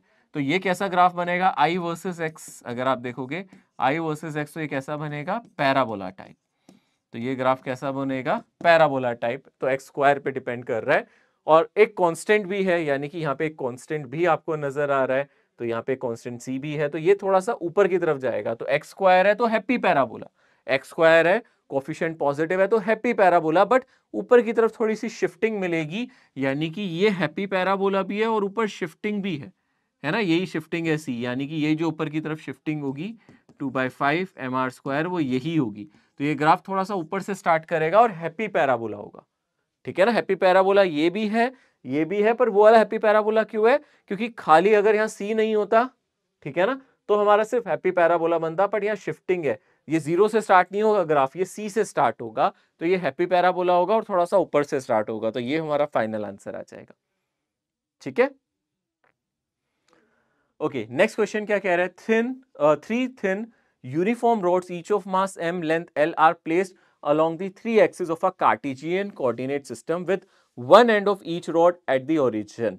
The moment of energy of system about x axis, यानी कि वो कह रहा है, ये मान लेते हैं हम अपनी x axis, ठीक है ना, इसको मैं पीछे मान लेता हूं अपनी y axis, ठीक है, या फिर ऊपर वाली एक्सिस को मैं क्या मान लेता हूं अपनी y एक्सिस, और आउट ऑफ द पेज जो एक्सिस आएगी इसको मैं मान लेता हूं अपनी z एक्सिस। तो आउट ऑफ द पेज जो एक्सिस है ये मैंने z एक्सिस मान ली। तो उसने बोला 3 रोड्स रख दो, है ना, पहली रोड आपको अलोंग x एक्सिस मिलेगी, दूसरी रोड आपको मिलेगी अलोंग y एक्सिस, और तीसरी रोड जो है मेरी वो अलोंग z एक्सिस मिलेगी। तो तीसरी रोड जो है वो अलोंग z एक्सिस आपको ऐसे मिल रही है, और आपसे क्या बोल रहा है, आपसे कह रहा है मोमेंट ऑफ इनर्शिया निकालना है ना। आपकी 3 रोड्स पता है कैसी हैं, एक रोड ऐसे हो गई, ठीक है ना, एक रोड ऐसे हो गई, और तीसरी road out of the page हो गई, यानी कि मान लो ये पेन है, ये तीसरी रोड ऐसे हो गई। तो आपको मोमेंट ऑफ इनर्शिया इसी एक्सिस से बोल रहा है जो आई जेड से पास कर रही है, मतलब ये रोड ऐसे रोटेट कर रही है, तो ये रोड ऐसे रोटेट कर रही है, यानी कि जो तीसरी रोड है इससे तो कुछ आंसर नहीं मिलेगा, आई जेड से तो कुछ आंसर नहीं मिलेगा, क्योंकि वो मोमेंट ऑफ इनर्शिया भी हमसे बोल रहा है अबाउट जेड एक्सिस। तो जेड एक्सिस का मतलब है वो इसी एक्सिस से पूछ रहा है, इसी एक्सिस से पूछ रहे हैं, ग्रीन वाली एक्सिस से। तो इस रॉड का तो कोई डिस्टेंस नहीं है एक्सिस ऑफ रोटेशन से, और ये दोनों इसके परपेंडिकुलर कर रही हैं, दोनों की ही लेंथ कितनी है, एल है, इसकी भी लेंथ कितनी है, एल है, मास इसका भी एम है, इसका भी एम है, तो इन दोनों से हमें कंट्रीब्यूशन मिलेगा, इन दोनों से ही हमें कंट्रीब्यूशन मिलेगा, यानी कि टोटल मोमेंट ऑफ इनर्शिया क्या हो जाएगा, ml²/3 प्लस ml²/3, दोनों रोड का एज मतलब एंड पॉइंट से जो आएगा सेम ही आएगा, तो 2ml²/3 ये मेरा आंसर हो जाएगा। तो 2ml²/3 is the final answer. Okay, a thin wire of length L and uniform linear mass density rho is bent into a circular loop with a center at O. The moment of inertia of the loop about the axis in plane of loop and touching its rim. यानी कि यहां question में क्या कह रहा है, एक thin wire थी जिसकी लेंथ L थी, यहां पे एक पूरी थिन वायर ले लेते हैं जिसकी लेंथ मैं कितनी कंसीडर कर लेता हूं, L कंसीडर कर लेता हूं, और इसको डेंसिटी दे रखी है इस वायर की हम लोगों को कितनी, रो। तो आप जानते हो जो मास होगा ना वो डेफिनेटली रो इंटू एल होगा। तो जो मास होगा इसका वायर का वो रो इंटू एल होगा, जिसको हम बाद में यूज कर लेंगे। ठीक है, इसको एक सर्कुलर लूप में बेंड किया, यानी कि इससे हमने एक सर्कुलर लूप बना लिया और लूप का रेडियस लेटर से मैं बोल देता हूं आर। अब आप जानते हो यहां से जो सरकमफ्रेंस होगी हमारी 2 पाई आर, वो तो लेंथ के इक्वल ही होगी, यानी कि मैं यहां से रेडियस भी लिख सकता हूं एल डिवाइडेड बाय 2 पाई, जिसको बाद में मैं यूज भी कर लूंगा। इसका जो रेडियस है लूप का वो एल डिवाइडेड बाय 2 पाई होगा। The moment of inertia of the loop about the axis in the plane of the loop and touching the rim, यानी कि हमसे इस एक्सिस की बात कर रहा है, ठीक है ना, इसके प्लेन में होगी और इसके रिम से टच करेगी। तो आपको पता है ये एक्सिस से कितना होता है। अगर मैं लूप का मास m लेके चल रहा हूं, ठीक है ना, रेडियस r लेके चल रहा हूं, तो आप जानते हो ये होता है कितना, mr square by 4, mr square by 2, ठीक है ना। यहां से मेरा मोमेंट ऑफ इनर्शिया ICM कितना हो जाएगा, mr स्क्वायर बाय 2। तो आप जानते हो ये कितना हो जाएगा, ये हो जाएगा 3/2 mr स्क्वायर। ये हमने पहले भी देखा है ना, mr स्क्वायर बाय 2 प्लस इन दोनों के बीच का डिस्टेंस कितना है r। इस एक्सिस में पैरेलल एक्सिस थ्योरम लग जाएगी, यानी कि mr square by 2 plus mr square, तो ये आ जाएगा 3/2 mr स्क्वायर। यहां से हमारा आंसर कितना आ जाएगा, 3/2 mr स्क्वायर। सिंपल है ना, यहां से ये समझ में आ रहा है। तो ओके, तो हम लोगों को ये मिल गया, यानी कि जो मेरा मोमेंट ऑफ इनर्शिया है वो हमें पता है 3/2 mr स्क्वायर है। ओके, अब यहां सब्स्टिट्यूट करना पड़ेगा हम लोगों को। 3/2 m की जगह मैं डाल सकता हूं रो इंटू एल, r की जगह कितना डाल सकता हूं, l डिवाइडेड बाय 2 पाई और इसका स्क्वायर। तो यहां से क्या आ जाएगा, 3/2 रो और ऊपर आ जाएगा l स्क्वायर और l, यानी कि l क्यूब, और नीचे कितना आ जाएगा 4 पाई स्क्वायर। नीचे कितना आ जाएगा आप देख सकते हो 4 पाई स्क्वायर। तो यहां से कितना आ जाएगा आप देख सकते हो, ऊपर आ जाएगा 3 rho L cube divided by 8 pi square. 3 rho L cube divided by 8 pi square, ये हमारा फाइनल आंसर आएगा। ओके, क्लियर है। तो ये अच्छा क्वेश्चन था, आप देख सकते हो पहले वायर को सर्कुलर लूप में कन्वर्ट करना था और उसके बाद सर्कुलर लूप में भी हमें कहां से निकालना था, हमें डायमीटर के पैरेलल एक्सिस यानी रिम से जो जा रही है। उसने क्वेश्चन में बोला है the moment of inertia of the loop about the axis in the plane of loop, यानी कि डायमीटर वाले ही प्लेन में होगी और टचिंग एंड पॉइंट। तो यानी कि यहां से अगर हमें पता है इसका mr स्क्वायर बाय 2 होता है, तो यहां से mr square by 2 plus mr square, ये ऐसे ही निकाला ना मैंने, mr square by 2 plus mr square करके निकाला। तो ये मुझे कितना मिल चुका था ऊपर, 3/2 mr स्क्वायर। और फिर बाद में m की वैल्यू और r की वैल्यू मैंने यहां डाल दी। r कैसे निकाला, 2 पाई r को l से इक्वेट करके। ठीक है, सो आप देख सकते हो ये एक और अच्छी कैटेगरी है क्वेश्चन की। इसके अलावा आप लोगों को और क्या करना है, अगर हम ध्यान से देखें, इसके अलावा हम लोगों को और क्वेश्चन में आप लोगों को दिखाता हूं किस तरीके का क्वेश्चन और पूछ सकता है मोमेंट ऑफ इनर्शिया से। आप लोगों को जैसे हमने सेंटर ऑफ मास निकालना सिखाया, हमने सीखा था ना क्लास में, हम एक बड़ी डिस्क में से छोटी डिस्क को कट कर देते थे और सेंटर ऑफ मास पूछते थे। ऐसी मोमेंट ऑफ इनर्शिया में भी करता है। कैसे करता है मैं दिखाता हूं। आपसे बोल सकता है कि भैया यहां पे एक बड़ी डिस्क पड़ी है, ठीक है ना, एक बड़ी डिस्क जिसका रेडियस r है, जिसका मास m है, ठीक है ना, एक बड़ी डिस्क जिसका रेडियस r है और मास क्या है, m है। और आपसे कहा जाएगा इसमें से एक छोटी डिस्क कट कर दो, ठीक है ना, इसमें से एक छोटी डिस्क कट कर दो। मान लो मैंने यहां से एक डिस्क कट कर दी जिसका रेडियस मैंने बोल दिया r/2 है, ठीक है ना। अब कट करने के बाद रिमेनिंग पोर्शन का मोमेंट ऑफ इनर्शिया पूछ सकता है। Find remaining portions moment of inertia, ठीक है ना, यानी कि यहां से m क्या था, टोटल डिस्क का मास था, ये टोटल डिस्क का मास था, जिसमें से बाद में लेटर ऑन ये पूरी डिस्क का मास था, टोटल डिस्क का मास था, जिसमें से बाद में ये कट कर दिया गया है। इसको क्या किया है, कट कर दिया है। तो आपसे क्या पूछ रहा है, moment of inertia of remaining disc, और कहां से, किसकी about, remaining disc about centre of, about जो भी सेंटर था पहले डिस्क का, सेंटर ऑफ मास नहीं कह रहा, सेंटर ऑफ डिस्क, यानी कि जो भी ज्योमेट्रिकल सेंटर था डिस्क का वो, उसके अबाउट पूछ रहा है। तो ऐसे में हम क्या करें, हमें पता है डिस्क का पहले मोमेंट ऑफ इनर्शिया क्या था, उसमें से इसका मोमेंट ऑफ इनर्शिया माइनस कर दे, जो चीज हट गई है उसको माइनस कर दे। यानी कि तरीका बहुत सिंपल है, तरीका बहुत आसान है। हम क्या करेंगे, जो हम लोगों को आई चाहिए, जो हमें रिक्वायर्ड है ना, जो हमें आई चाहिए, रिक्वायर्ड मोमेंट ऑफ इनर्शिया है, उसको मैं आई लिख देता हूं, यानी कि ये आई हमें कैलकुलेट करना है। इसका मतलब क्या होगा, जो भी कंप्लीट डिस्क का मोमेंट ऑफ इनर्शिया था उसमें से जो भी मोमेंट ऑफ इनर्शिया हटा है, रिमूव्ड पोर्शन वाले को हटा देते हैं, है ना। जो भी इसका मोमेंट ऑफ इनर्शिया इस डिस्क का जो कट कर दिया है उसका मोमेंट ऑफ इनर्शिया इस पॉइंट पे कुछ होगा, उसको माइनस कर दो। तो मैं बस उसी को निकाल लेता हूं। तो अब यहां से आई रिमूव निकालना है, तो एक्चुअली इस डिस्क का अपने सेंटर पे होगा आईसीएम, है ना, और इसका कंट्रीब्यूशन यहां से हम देख लेते हैं, जो हमें निकालना है आई रिमूव वाला पोर्शन, ये हम निकाल लेंगे पैरेलल एक्सिस से। यानी कि जो डिस्क हमने कट कर दिया, अभी मान लेते हैं यहाँ डिस्क वो पड़ी है, अगर वो डिस्क यहाँ पे है, उसका मास कितना होगा आप जानते हो, पूरी डिस्क का मास m था, इसका मास कितना होगा हमने पहले भी निकाला था, याद है क्या तरीका होता है इसका। अगर आप मास निकालना चाहते हो, यहाँ रेडियस हाफ हो रहा है तो एरिया 1/4 होगा, तो मास 1/4 होगा। पूरा मास m है तो इसका मास m/4 होगा, मैंने बताया था। पूरी डिस्क का मास m है, पूरी डिस्क का रेडियस r है। जो आपने कट किया इसका मास नहीं पता, पर इसका रेडियस आधा है, रेडियस आधा तो एरिया 1/4 और मास भी 1/4, यानी कि जो आपने पोर्शन कट किया है इसका मास मैं जानता हूं m/4 है, इसके मास को भी मैं स्मॉल m कह देता हूं। इसका मास मैं जानता हूं m/4 है, अभी मैं इसको स्मॉल m कह देता हूं, ठीक है ना। सो आप मुझे बता सकते हो ये जो चीज मैंने कट की है, जो चीज मैंने हिस्सा कट किया है, उसका सबसे पहले आप आईसीएम बता सकते हो। आप आईसीएम कह दोगे सिंपली m, जो भी उसका रेडियस है वो r/2 है, अभी मैं इसको स्मॉल r लिख रहा हूँ, इसके रेडियस को स्मॉल r लिख रहा हूँ, इसके रेडियस को लिख देता हूँ स्मॉल r, मास को m। मैं जानता हूं जो मेरा m है वो मेरा m/4 है, जो मेरा स्मॉल r है वो r/2 है। ये m पता है ना कैसे निकाला है, ये हमने पहले भी सीखा था, ठीक है ना। रेडियस हाफ तो मास 1/4, क्योंकि यहाँ मास एरिया पे डिपेंड कर रहा है। तो आप क्लियरली देख सकते हो आईसीएम हो जाएगा यहाँ से mr²/2, ठीक है ना। बट मुझे ये तो चाहिए नहीं, मुझे तो चाहिए इसका कॉन्ट्रीब्यूशन यहाँ से, मुझे तो इस एक्सिस से चाहिए, मुझे इसका कंट्रीब्यूशन इस एक्सिस से चाहिए, इसका कंट्रीब्यूशन यहाँ से चाहिए। आई रिमूव, यही तो मैं आई रिमूव कह रहा हूँ, जो मैंने हटाया है मुझे ये चाहिए। तो आप बोलोगे सर जो आई रिमूव्ड पोर्शन होगा वो आप इजीली निकाल सकते हो, वो पैरेलल एक्सिस थ्योरम से आ जाएगा।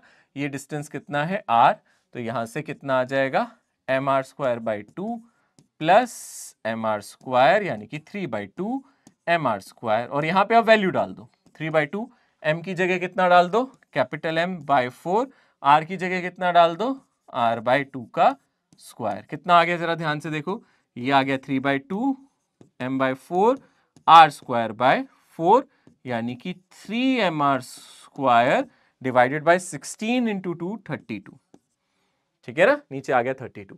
बस अब तो क्वेश्चन हो गया सॉल्व। अब हम लोगों को क्या करना है, अब फाइनली फॉर्मूले में डालना है। फॉर्मूला क्या था, ये वाला, यानी कि जो मुझे आई चाहिए था उसमें डिस्क का कितना मोमेंट ऑफ इनर्शिया होता है mr²/2 होता है, ठीक है ना। डिस्क का कितना होता है mr²/2, इसमें से क्या माइनस करना है 3mr²/32, यानी एलसीएम आया मेरा 32, ठीक है ना। 2 और 32 का 32, और 2 कितने टाइम्स 32 होगा 16 टाइम्स, तो यहां से आ जाएगा 16mr² माइनस यहां से आ जाएगा 3mr², तो यहां से कितना आ जाएगा 13mr² डिवाइडेड बाय 32, सिंपल, ठीक है ना। 13mr² डिवाइडेड बाय 32, ये मेरा फाइनल आंसर आ जाएगा।